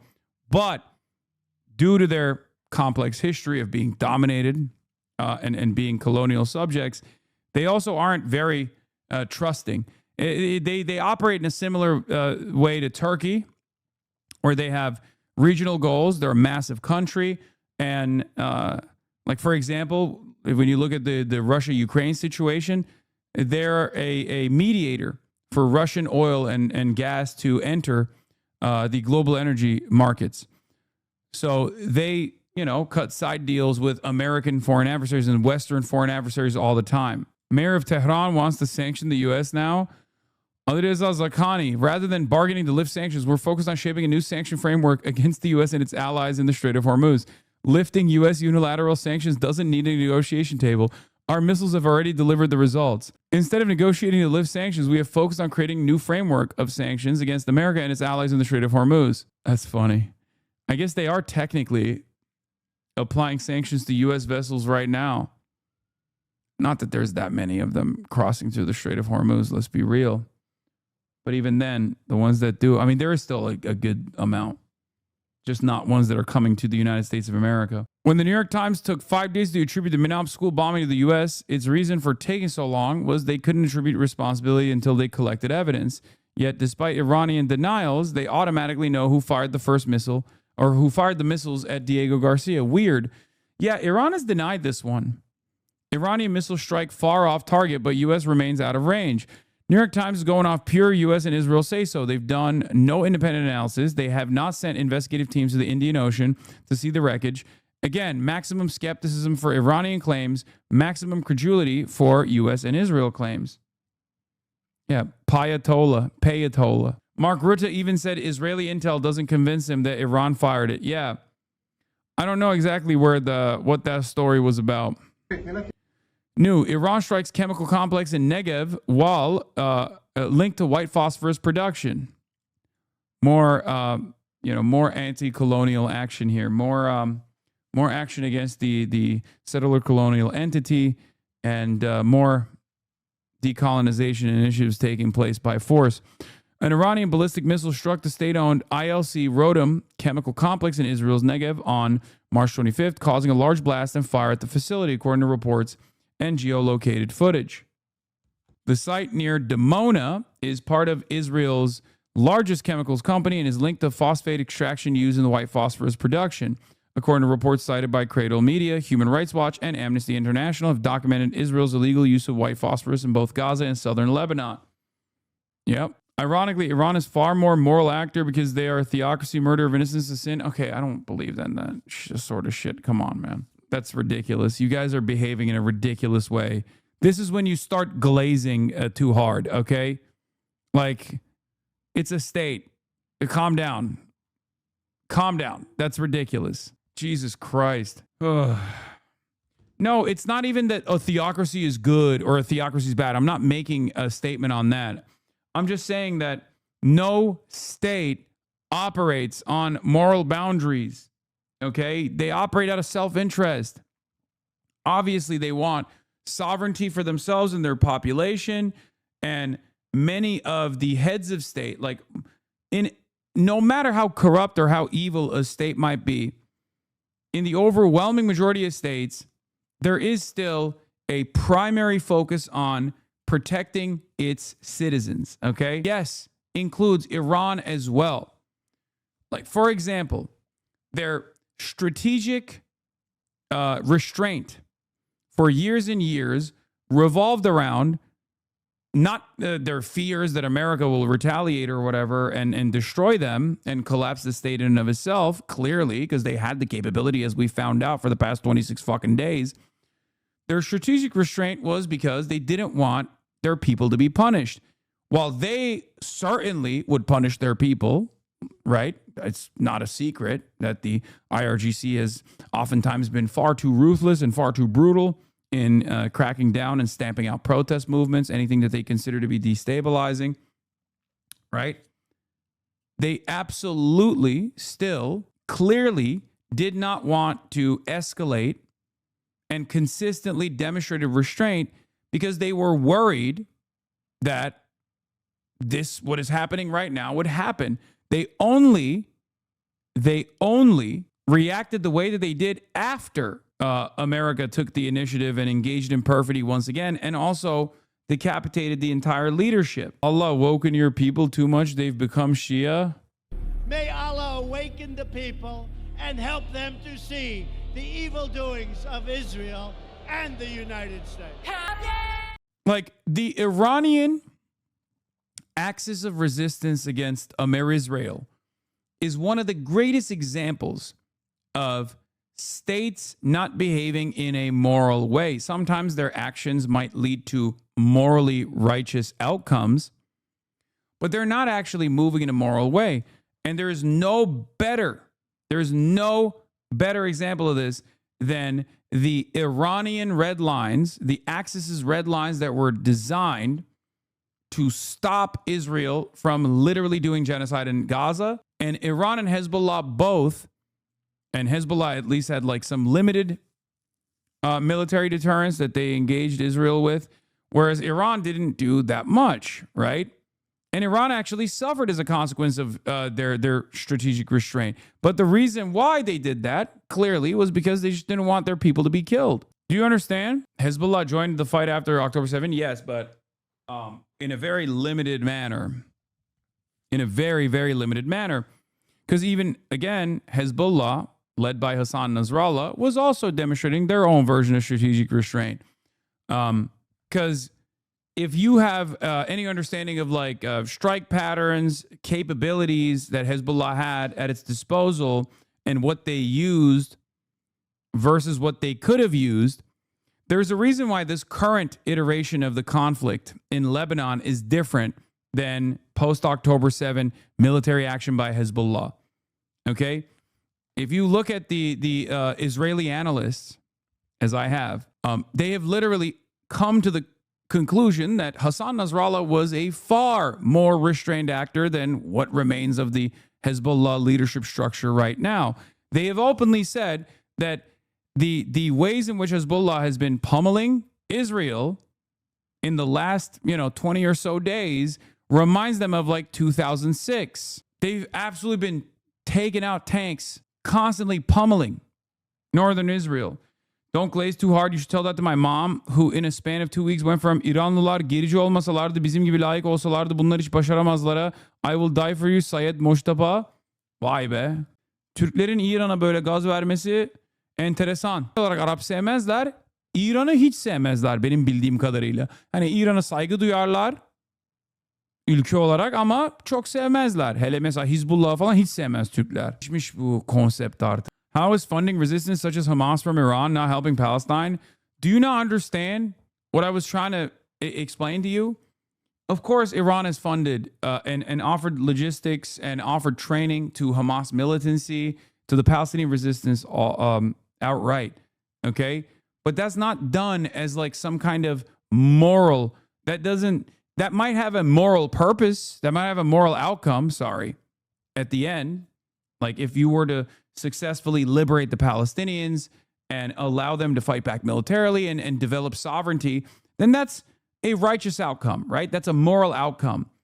But the reasons as to why Iran was very clearly funding them and the reasons as to why Iran did not take the actions that they had within their capabilities, as we have seen in the last 26 days, but the reason why they didn't do this after October 7, even though they said they would, because that's the whole purpose of red lines, right, is because they were self-interested. They cared first and foremost about their own people's well-being. This is what I mean. Youssef Al-Otaiba, UAE ambassador to the U.S., a simple ceasefire isn't enough. We need a conclusive outcome that addresses Iran's full range of threats, nuclear capabilities, missiles, drones. Bro, UAE is out here like talking as though they are not in fucking striking distance, man. I don't understand. This might be like a lone voice, maybe. Bro, they really think they're Israel. I swear to God. Bro, you ain't Israel. Okay? You're the United Arab Emirates, okay? You're not the United Israeli Emirates. Fuck you mean? What is happening? I know they're spiritually Israeli. I've talked about this quite a bit. And they are tied to Israel at the hip. But what blows my mind, what blows my fucking mind about these last 26 days is that Israel does not give a fuck about the United Arab Emirates, bro. They do not care. And these guys are still behaving like dogs. Holy shit. It blows my fucking mind. Like, how have you not learned the lesson that this allegiance with Israel has having Dubai be erased off the fucking map? UAE had no say starting this war, and they'll have no say how it ends. These big statements are regime PR designed to persuade the public that the UAE has some agency here where they don't. Yeah, this reminds me. You know what this reminds me of? This reminds me of that kid that like fake stops the train and then fake pushes the train. Like that's the UAE. That's the UAE's involvement in this and the amount of say they have. You know what I'm talking about? That meme, that video? It's so funny.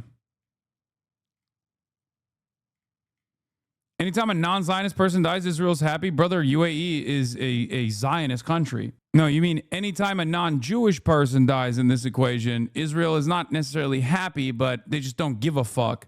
And yes, that does make sense because Israel is a fascist country. It is a Jewish supremacist country.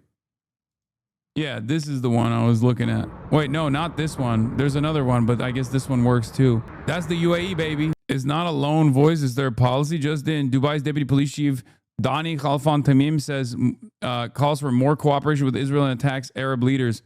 Oh, people of the Gulf, strengthen your cooperation with Israel. Advice. There is no good in the region's countries at all. Oh, God. What a fucking... Ugh.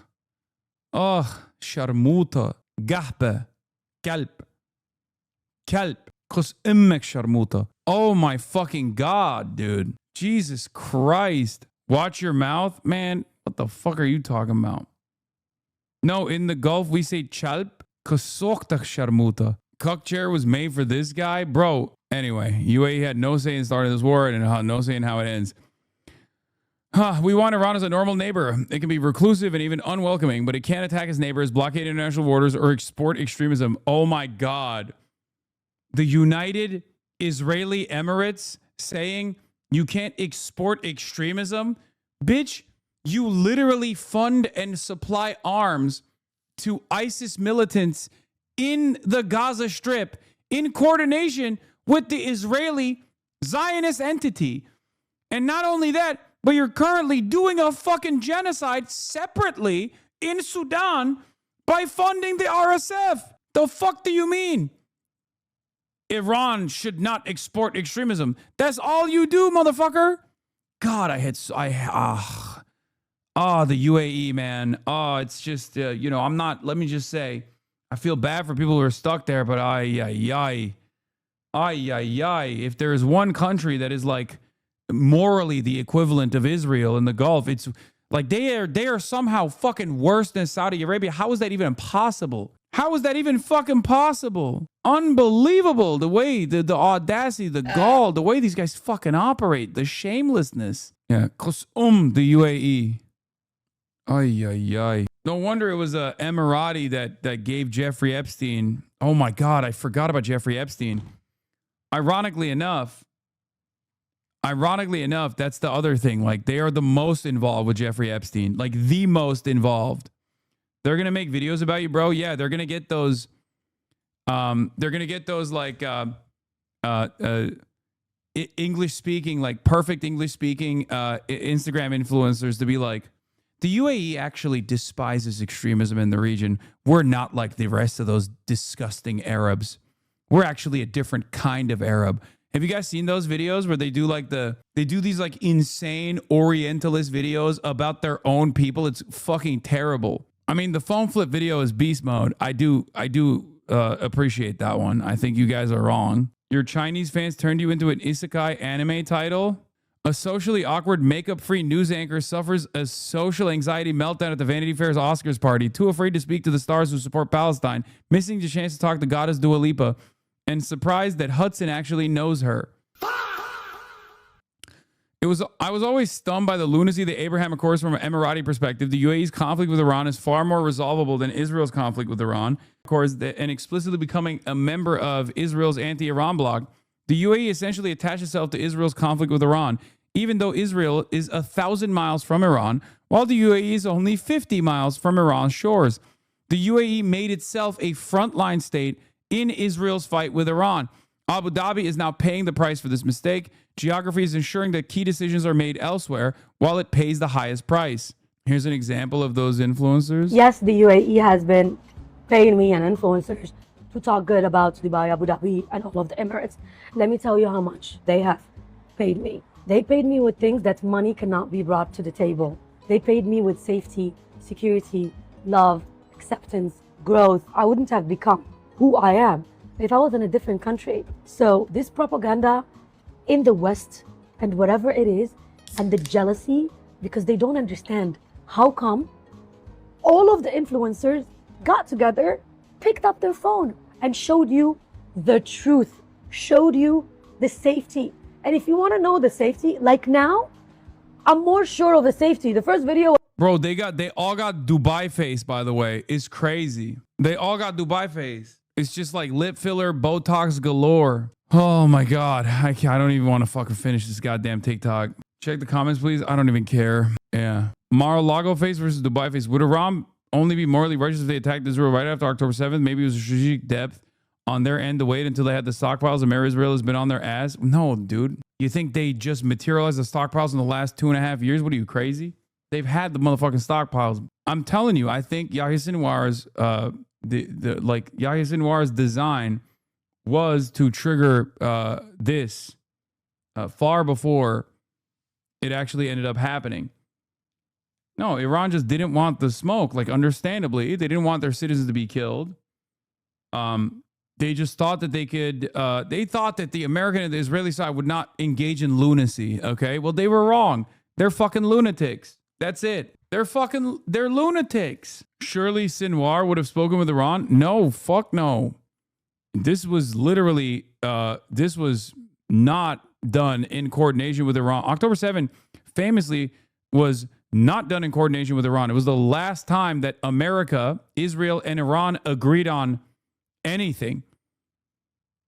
All parties came out and said Iran had no knowledge prior. Iran, if left to its own devices, if Yahya Sinwar told Iran that he was going to do October 7, Iran would have probably fucking stopped him from doing it. There is suspicion. I mean, this is maybe reading the tea leaves a little too much. This is like rumors, but there was suspicion on the Palestinian resistance front that the Quds forces might have been penetrated by Mossad as well. Like that the IRGC leadership structure might have been penetrated at its highest levels by Mossad. Why would Iran stop Sinwar? What are you talking about? Look at what happened to the Iranian resistance forces in the region. Dude, Iran, one of the major criticisms internally in Iran against the IRGC, aside from like the domestic repression, is that from regular Iranian society's standpoint, they think like, you know, you're spending all this fucking money feeding Hezbollah and feeding IRGC forces and feeding like the resistance front, right? Which is true. They spend a fuck ton of money, both shipping them arms, shipping them missiles, setting up a supply chain between Lebanon and Iran by way of Syria, sending Hezbollah to Syria to make sure that that supply chain is uninhibited or not disrupted. Sorry. The argument from Iranian society is like, we're suffering as a consequence of these sanctions, certainly, but like we're suffering and you're fucking spending all the money in the parallel economy that you've designed on, you know, fighting foreign wars. What the fuck are you doing? That's not cheap at all. And all of that is, I mean, it's been severely reduced. And it was severely reduced directly as a consequence of Iran's strategic restraint. The idea, the naivete that like America and Israel wouldn't try this.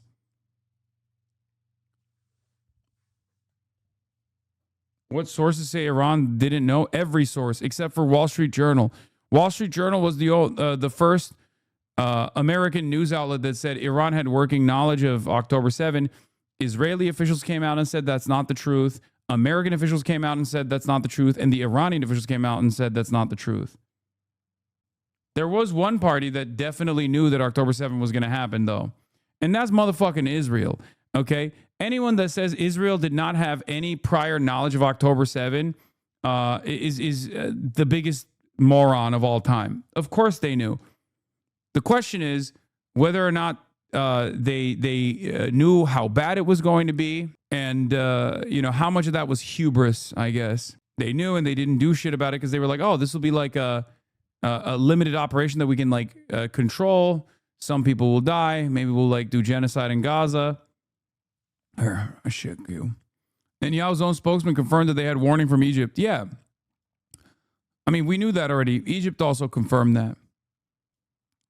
According to the Financial Times, citing officials briefed on the matter, Russia is prepared to send phased shipments of drones, medicine, and food to its embattled ally, Iran. The deliveries began in early March and were in the process of being completed. Yeah.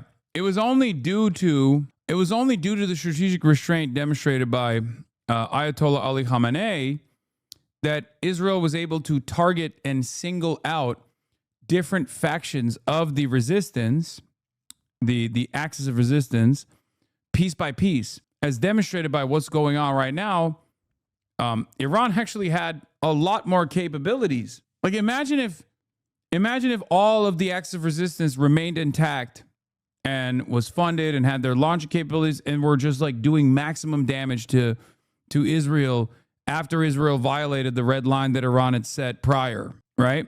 In that equation, Hassan Nasrallah remains alive, not controlled by HTS. Still doing numbers? Yeah, no, they are. Attacks in Saudi, Kuwait, and Bahrain. Hezbollah has announced 83 operations today. 21 Merkavas have been targeted in one day. Al-Manar correspondent, a momentous day in the history of resistance attacks against the Israeli occupation forces. Al Jazeera correspondent, there's an operation by the party every 18 minutes. This is something significant and unusual given the intensity of the raids. When Hassan Nasrallah was alive, he never did shit like this. They didn't do this shit at all. They'd take pot shots.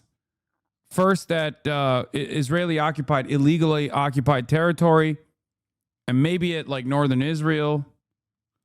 Maybe they'd send a drone over the Haifa port to be like, see, this is our capabilities. We can strike you. It's within reach. Israel didn't respond to that with anything but, you're too afraid to do anything. We'll fucking kill you. And it turns out that low-key is what happened, right? America would have attacked Iran in that situation. So the fuck what? America is currently attacking Iran. Hello? It seems it was an inevitability because we're in it right now. The only difference is, at that point, Iran would have even far more military deterrence capabilities. What is this? You think Putin is helping him? I think he might be helping him a little bit, yeah, I guess. And he probably thinks we're helping Ukraine, right? And you are, right? Yeah, we're helping him also. And so he says that. And China would say the same thing. You know, it's like, hey, they do it and we do it, in all fairness.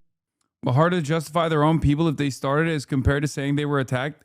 What are you talking about? Israel attacked Iran on numerous occasions.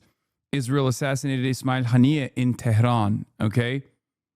Israel in the assassination of the previous president, for example, in that helicopter incident that took place, even though helicopters are very old, especially in Iran. So that one is a bit of a wash. Israel attacked the Iranian embassy compound in Syria. Israel has also consistently assassinated Iranian scientists on Iranian soil. Israel hit the Iranian embassy compound in Damascus, technically striking Iranian soil then as well, a violation of Iranian sovereignty. In all of those instances, what did Iran do? Sent in a fleet of slow drones, maybe a couple missiles. That was restraint theater. I mean, not restraint theater, sorry. That was retaliatory theater, right? That's what it was. It wasn't real. It wasn't to actually set up restraint set up restraint. It wasn't to set up significant military deterrence. Now they're doing it. Yeah, the pager bombs too. Anyway, let's continue. Like trying to go out for a drink in general these days ends up in a bomb shelter. What's going on in Israel is a lot of confusion. I have to tell you, my impression is that the Israeli authorities know as much about these talks as you and I do, which is saying quite something given how close the military alliance continues to be between the United States and Israel. But, you know, while you were speaking just now with Reza, we received a statement from the Iranian Foreign Minister Araghchi, who said there are no negotiations. He said messages are being transferred back and forth, but there are no negotiations, and that he reiterated a very hard line for Iran. He said that Iran demands a complete end to the war and reparations for damages done. That's it. In Israel, the government appears to be just listening and waiting for these messages, and in particular for Donald Trump, so that today we have heard at the same time that the U.S. is significantly upping its military presence in the region, not in a formation to defend Israel that has been quite roughly hit, but in a formation that could indicate even the deployment of ground troops in Iran.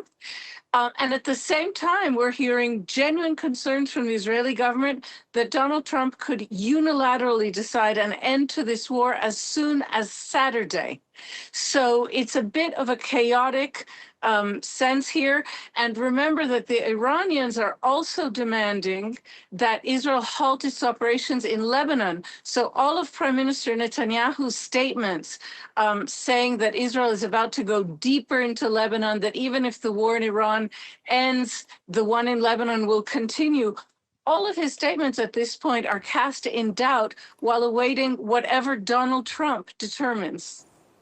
Reporting from Jerusalem. Thank you very much. Let's bring in our military analyst, Sean Bell, who joins us now. And Sean, we kind of have seen this 15-point plan, proposals of, we don't know exact wording, exact detail fully, but some various and quite large demands. Israeli soldiers tortured his 18-month-old baby in Gaza to force a confession out of his father during an interrogation. His legs from a sharp... What Jawad fuck? is a 2-year-old from Gaza. Doctors believe these burns have been caused by cigarettes and the wounds on his legs from a sharp object. Jawad was reunited with his family in Al-Maghazi refugee camp. Hours after witnesses say he and his father were detained by Israeli forces. His family says there was blood on his clothes. When we first received him, we noticed blood on his pants. His mother examined his body and saw wounds. At first, we thought it might be from shrapnel, but when we got him to the hospital, doctors confirmed these are clear signs of abuse caused by cigarettes and a sharp object. The wound on his leg has both an entrance. You haven't seen this? I think this came out while you were in Cuba. It was fucking awful. They put nails in his feet too. What the fuck? Bro, and then I got banned. Then I get banned if I call them animals, dude. I mean, animals is like not even, like an animal wouldn't do And this. an exit. And now you can see his condition. On March 20th, Jawad was with his father, Osama Abu Nassar, in Al-Maghazi. Witnesses say they were detained shortly after approaching Israel's so-called yellow demarcation line. This is the area where Osama Abu Nassar was last seen carrying his son. Israeli forces are deployed here. We rushed to reach him, but came under fire from tanks. He was detained by Israeli troops behind that hill with his child, while ground forces fired at us to push us back. For hours, his family had no information about their whereabouts. 10 hours later, a call came from the Red Cross asking the family to collect their child. Jawad was returned alone. He was taken to Al-Aqsa Hospital where medical teams documented signs of abuse. Osama Abu Nassar is now in Israeli detention. Jawad remains another child in Gaza growing up in a reality where brutality arrives early and leaves a lasting impact.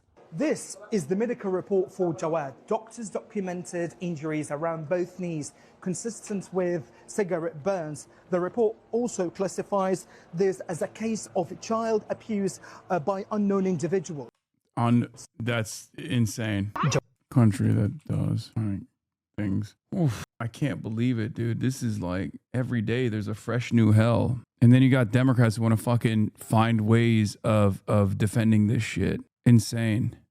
On Iran's nuclear plans and proposals, whether they're civilian or whether they're military, would Iran agree to this? It's fascinating, isn't it? President Trump likes to issue his 15, 18, 20-point plans, doesn't he, as ultimatums. But I have to say, when you read through it, if I was Iranian, it looks like a surrender document. Remember those terms when that we were looking at a different scenario. If you look at what the US objectives are, all it does is list those, because that way President Trump can claim that he's achieved victory. The top 4 around nuclear, the trouble is the nuclear ones, you can only actually solve this if you remove the intent. If you don't remove Iran's intent to develop nuclear weapons, frankly, all the bombing in the world simply puts their program back. And as we discussed off air, unless you can find this enriched uranium, you've already got the bare bones. You've got all the experience and expertise to do this. If the US objectives was to regime change, there may be a different regime in there, but it's still the same effective ideology. It's actually more dangerous. And you haven't seen a popular uprising. The regime may have been battered mercilessly from the air in terms of military capability, but you've still got the drones in place. They're still looking like they've got fighting, and they're still launching missiles around the region, and they've still got their foot on the throat of the West in the Straits of Hormuz. I'm not entirely sure how a 15-point plan is going to prompt them to start negotiating. And with some pretty big demands in it. Well, maybe what might prompt them to start is this deployment of thousands of troops, really, but significantly an airborne division to the Middle East. What would that mean? How would that be used? How could these kind of soldiers be leveraged? It looks good on pictures, doesn't it? But if you look at Afghanistan, How many troops at the peak did America have there? 130,000? It was well over 100,000. So 1,000 isn't going to materially change the dial at all. What it does do is put boots on the ground, which, of course, could be incredibly dangerous. I suspect what's more likely is that military analysts believe at the moment that Trump's looking for an off-ramp. He's looking for a way out. If you put troops into the region, it just throws a bit of uncertainty into the mix and therefore potentially gives you a bit more leverage in those negotiations. But quite frankly, at the moment, I as a military guy, I've never seen such uncertainty. The Sky put out this 80-second little video of Trump just turning around conflicting statements. It's very difficult to do analysis when you're seeing so much out there. What we can see is Iran still standing. They don't look like they want to negotiate, at least publicly, and Trump desperately needs an off-ramp. And then a Hadera Magistrates Court judge ruled that the Palestinian miner was apparently starved while in Israeli detention where he collapsed and died last year. The fact that he was apparently starved cannot and should not be hidden. Judge Ehud Kaplan writes in his decision, even though over a year has passed since his death, Israel still continues to hold on to his body. Yeah, man, it's very hard for me to sympathize with anyone that defends this country, man. It's impossible. It's just directly at odds with everything that I've ever learned. It's at odds with base morality, base humanity. It's unbelievable evil shit. This is like worst of the worst of the Nazi brigades. You know what I mean? We've got to think it's not just the United States and Iran, but also Israel. And Israel is continuing its targeting. Yeah, that's who our brave Marine Expeditionary Unit boys are going to fucking die for, by the way. That country, to defend that country's interests and its unlimited appetite for death and destruction in the region. Iranian sites, but it is also massively expanding its operations in Lebanon, trying to create a buffer zone. And the words buffer zone may ring in people's ears because they maybe will think of potentially Gaza, for example, and the fact that Israel continues to occupy about 50% of the Gaza Strip. Some might consider that as a buffer zone. Is this a bit of a formula that we're starting to see develop from the Israeli perspective? I think, unfortunately, you have to only go back in history a short time. Is that 1982 to 2000, Israel was occupying a bit of land. If you see the blue line, the Litani River, there is a blue line below that. You know, that's the border of Israel. That buffer area has been contested in the past. There does not need to be any more death and destruction. But if Iran fails to accept the reality of the current moment, if they fail to understand that they have been defeated militarily and will continue to be, President Trump will ensure they are hit harder than they have ever been hit before. President Trump does not bluff, and he is prepared to unleash hell. Iran should not miscalculate again. Their last miscalculation cost them their senior leadership, their Navy, their Air Force, and their air defense system. Any violence beyond this point will be because the Iranian regime refused to understand they have already been defeated and refused to come to a deal. Just within the past few hours, the Iranian state said that Iran has rejected the U.S.'s 15-point plan to end the war. What's the White House's response to that, and have these talks hit a dead end? They have not. Talks continue. They are productive, as the president said on Monday, and they continue to be. However, I saw a 15-point plan that was floated in the media.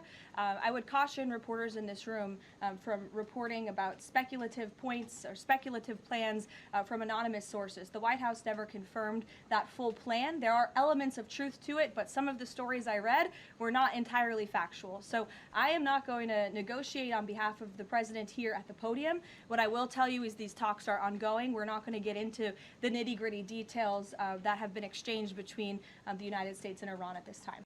So, day 26 of the Iran war. Widely reported, President Trump has issued a 15-point peace plan to the Iranians, but it's also clear he's planning on sending more troops to the region. What is the American strategy in this war going forward? It's interesting, the 15-point peace plan, what we know is that there are some carrots to the Iranian leadership, like sanctions relief, but most of the rest of the plan does seem to be a list of America's strategic objectives. Therefore, it feels a lot like a surrender plan. Now, the US military has undoubtedly written down Iran's military capability, but it still has the leadership in place, it's still got missiles, it's got drones, and it's still controlling the Straits of Hormuz. That doesn't feel like the Iranian government is anywhere close to capitulating or surrendering, and certainly not wanting to negotiate on America's terms. Meanwhile, in addition to the peace proposal, President Trump is talking about deploying troops to the region, But where will they go and how will they be used? Well, at the moment, it's US Marine Corps capability on USS Tripoli and Boxer. This is the tip of the sword of the US Marine Corps capability, bristling with helicopters to move from ship to shore and also recover any casualties, but also F-35 fighter jets that can provide close air support to the forces on the ground. In addition, you've got New Orleans, Comstock and Portland, vital support ships that can also offload hardened vehicles, some of the supplies and particularly the food and provisions that the US Marine Corps forces on the ground will require. Now, 5,000 US Marine Corps sounds like a lot, sorry. and it's a very potent...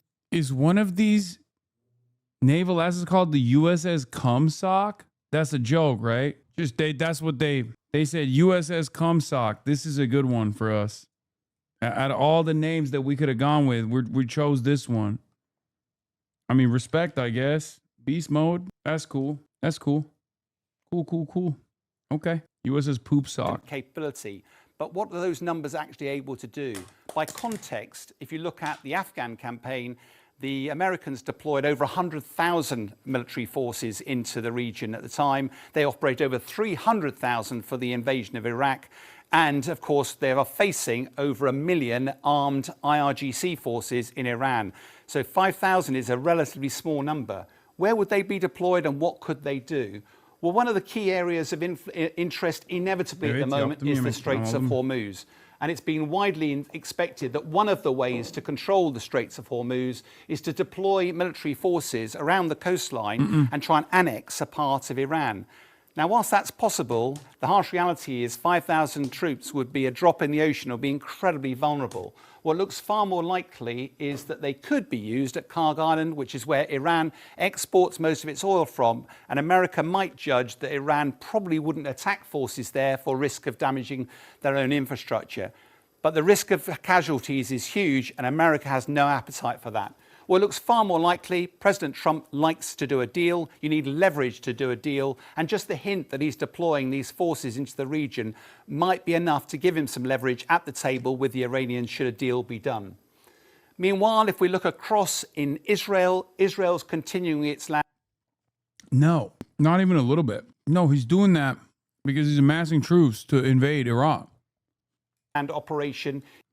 Like, how can you say that and call yourself like a fucking serious adult analyst when the last time Trump did this was 26 fucking days ago?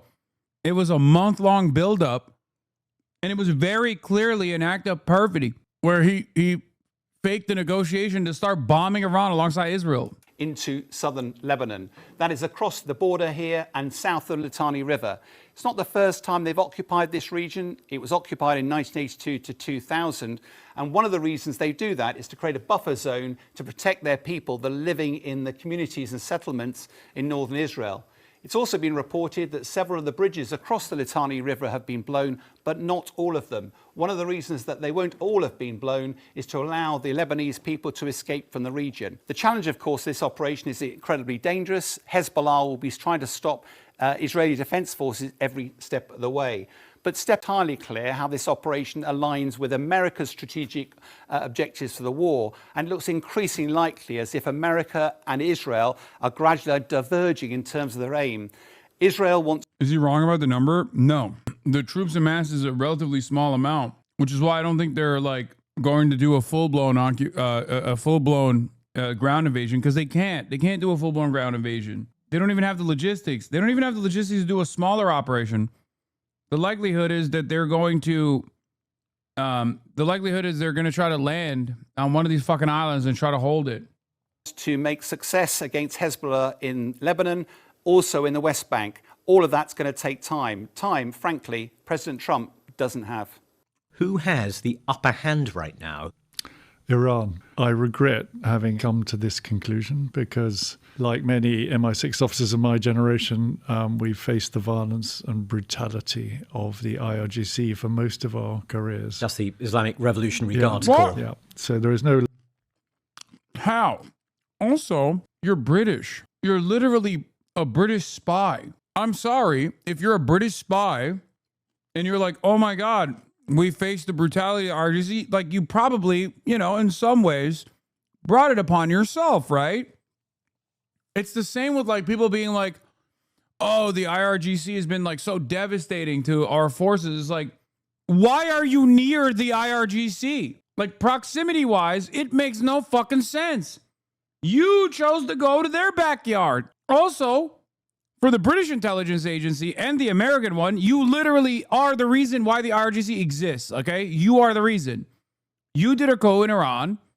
You installed a fucking puppet. The puppet was ruthless. You trained its torturers.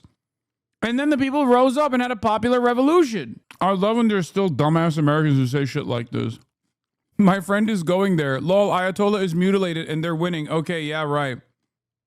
There are so many Americans that are just this fucking stupid. When's the last time you talked to your friend? Just imagine that in your mind. It might be the last memory you've ever had with him, you know? He might actually end up unironically dying for Israel. Given that this is your attitude, I suspect you also voted for the I'm not dying for Israel candidate, right? Like Donald Trump. If you got an opportunity to contact your loved ones that are being deployed or at the precipice of being deployed, tell them to apply for conscientious objector status. I've lost between us, and I shed no tears for Ali Khamenei, who was killed at the beginning of this war. But the reality is... Yes, you can do that when you were already enlisted, yes. This has to be coordinated, right? Elisa Slotkin, Haley Stevens criticized El Sayed over rallies with Hassan Piker. Stevens said, oh, association with Piker, El Sayed is choosing the campaign with someone who has a history of anti-Semitic rhetoric.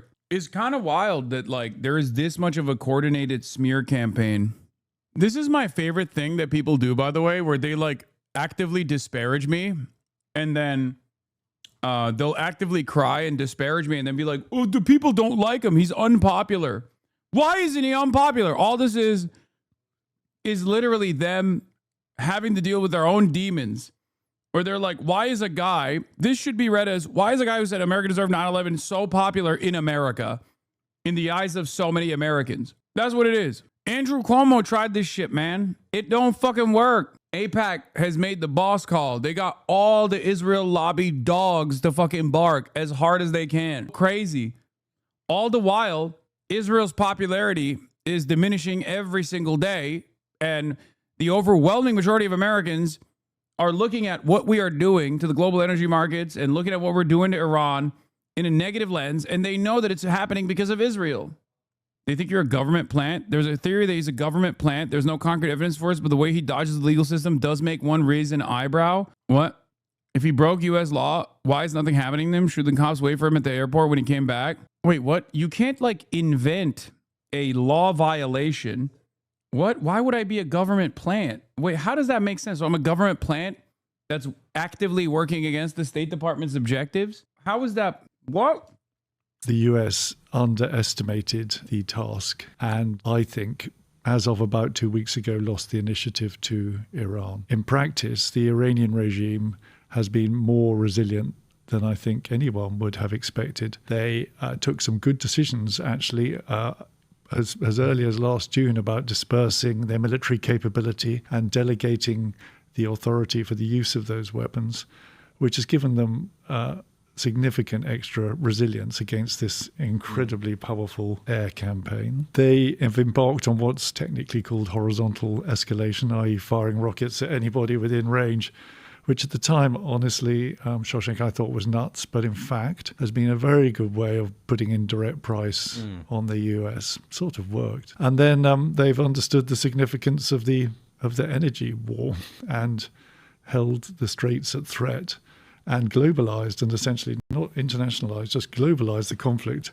in a way that gives them some weapons. So, they've played a weak hand pretty well. My second point is that Donald Trump has said some stuff that will have confirmed something they knew. Fun fact, this guy's 38 years old. Yeah, the British don't age well. Already, which is that they're in a civilizational war in their terms. They're in a war of... It's so funny that they just keep saying, oh, who could have predicted all of this? Literally everyone. Like, what do you mean? The Strait of Hormuz is, like, physically not that difficult to control, okay? It is a choke point that Iran has had the capabilities of shutting off for decades. That was part of the reason why we were always presenting Iran as a foreign adversary, fucking with its economy, fucking with the people. Like, what are we talking about? There was the Millennium Challenge is another great example. Like America ran simulations on how hard they would get ass fucked by Iran in 2002. It's a very famous war game. Like, it's such a famous war game that like random fucking dumbass YouTubers have covered it. Not even like, you know, military Andes, like straight up.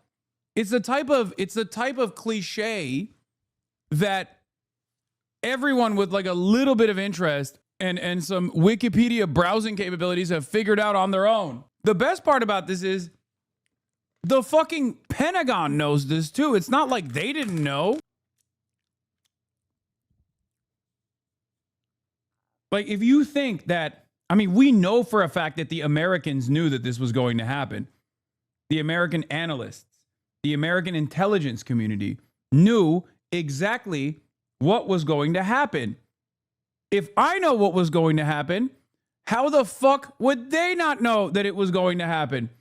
I'm a random guy. I'm 34-year-old Twitch streamer. Okay? If I could call it from a mile away, you think the American intelligence community could not make this assessment? What did I say? I told you, one, a country like Iran, especially if it's under attack by Western forces, is going to rally around the flag. It's not going to lead to mass protests and mass mobilization. They're going to rally around the flag as they did in the 12-Day War. And not only that, but also they have endless capabilities of shutting off the Strait of Hormuz and controlling commerce that flows from the Strait of Hormuz. Is a 21 mile wide entry point in which 20% of all of the energy flows through for the rest of the world. Of course, the American intelligence knew. That's why they revealed it. They openly stated that this would happen. And when Trump didn't listen to his top General Raising Cane, right? What did he do? He went to the media and he sang. He went to the media and he told every outlet he possibly could on background that we were going to run out of defenses, that this was going to be utter devastation. You don't do that unless it's a last-ditch effort. And the entire time, Donald Trump's like, nope, Steve Witkoff's got me. Lindsey Graham's got me. Benjamin Netanyahu's got me. Played like a fucking fiddle. What a dumbass he is. Existence. Donald Trump made it very clear that he wanted to see them up against the wall, basically. Whereas America has embarked on a war of choice. And in those terms, I think that's imbued them with more staying power than their US and certainly US counterparts. And they know that now. And I think that really is giving them the whip hand. Bro. Is the Iran... It's also... There is this like... There's a suspicion that I have, and I want to know what you guys think about this. This is pure speculation, but I think Donald Trump just straight up doesn't trust the American military or its own intelligence community. Like, this literally happened with Vladimir Putin. I think Donald Trump, time and time again, has demonstrated that he just straight up does not trust his own intelligence and does not trust his own generals. I genuinely don't think he trusts them. Because, like, think about how he dealt with Vladimir Putin initially, where I'm certain that our intelligence and you know, our advisors on the American side were like, dude, Vladimir Putin's trying to fuck with you. Like, you're an idiot. Don't do this. Well, they're not saying that, but like, they were probably like, yeah, Vladimir Putin is not sincerely invested in a ceasefire. You probably shouldn't undermine the Ukrainian side. And then he would just like make a phone call to Vladipoo, and Vladipoo would be like, yo, привет, как дела, как тебя зовут? Well, he wouldn't say that, but those are the only Russian words I know. He was like, yes, I will do ceasefire. And he would just come out and be like, fuck Zelensky. I hate that motherfucker. All right, he took the advice of Vladimir Putin when he is currently engaging a proxy war with Vladimir Putin over the advice of his own intelligence. And I think it's the same with Benjamin Netanyahu. War weakening America's armed forces. America's Operation Epic Fury in Iran. AIPAC is literally begging people to condemn you. This is an opportunity for thought leaders like John Favs to offer moral leadership and condemn dangerous lies. Respected platforms play a crucial role in elevating the discourse by not giving oxygen to streamers who profit off rage bait. Whether it's Hasan, Piker, or Nick Fuentes. Like, do they think that this is such a tremendous difference in opinion? Anyone who doesn't think this way because they're just They're operating with like old. They're operating with like the old understanding of like, oh, I don't want to offend anybody, right? That's precisely the reason why they just keep crying to the referee over and over again rather than addressing what I'm saying. Just say it's wrong. Explain how it's wrong. I think Trump sees the intelligence agencies as a part of the deep state whom he holds responsible for impeaching him and prosecuting him. Oh, this was my quote. I said, third way has lost the argument in the eyes of a lot of the Democratic Party's base. Piker told Politico, we can have a debate on how much influence they already had amongst the base in general, but they're losing their institutional relevance as well. Yeah. Clearly it's a slow news day for Israel. No. I think they're very stupid. I think that they legitimately, first of all, AIPAC is not going to get any fucking serious Democrat to react, right? You are popping off in the Michigan subreddit. Yeah. Piker's been called anti-Semitic by many on the both and the political right and within leftist circles for his unwavering stance that Israel is committed to genocide in his war with Hamas and Gaza. Fuck that. It's not within leftist circles. Among the corporatists. It's not anti-Semitic to say genocide is genocide. I'm pretty left-wing and do not like Piker, but I wouldn't call him an anti-Semite for opposing Zionism. I'd call him an uninformed elitist grifter that mostly talks out of his ass and changes position day by day when he's not being a raging tanky. If there's one thing you can't say about me, it's that I change my positions. But at the end of the day, that's a personal dislike. God, Reddit is so ass. Like, there's people being like, well, whether or not it's a genocide is up to The Hague to decide. Check the article. Dr. El Sayed said he is not backing down. Event will go on with you. Yeah. I low-key have like Bernie level stubbornness when it comes to saying the exact same shit day in, day out, never shying away from repeating myself over and over again. They said Ms. Rachel is anti-Semitic. Do not take them seriously. The left needs a Joe Rogan that can engage a broad audience. Abdul speaks with Hasan, top 5 most watched Twitch streamer twice, and campaigns with him. How dare he? If he can't win the state, he won't win the primary. I'm not too worried about that, and I'm not going to overthink my vote.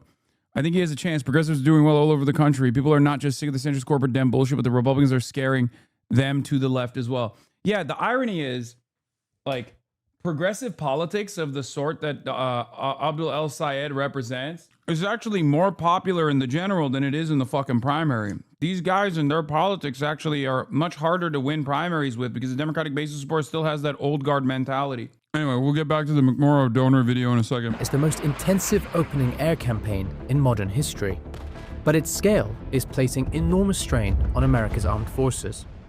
Start with munitions. America probably used just over 5,000 of these in the first 4 days of the war, rising to 11,000 or so in the first 16 days. Some of these are highly replaceable. For instance, its stockpile of JDAMs, a GPS guidance kit that can be strapped to dumb bombs, is thought to be in the hundreds of thousands. We have a nearly unlimited stockpile.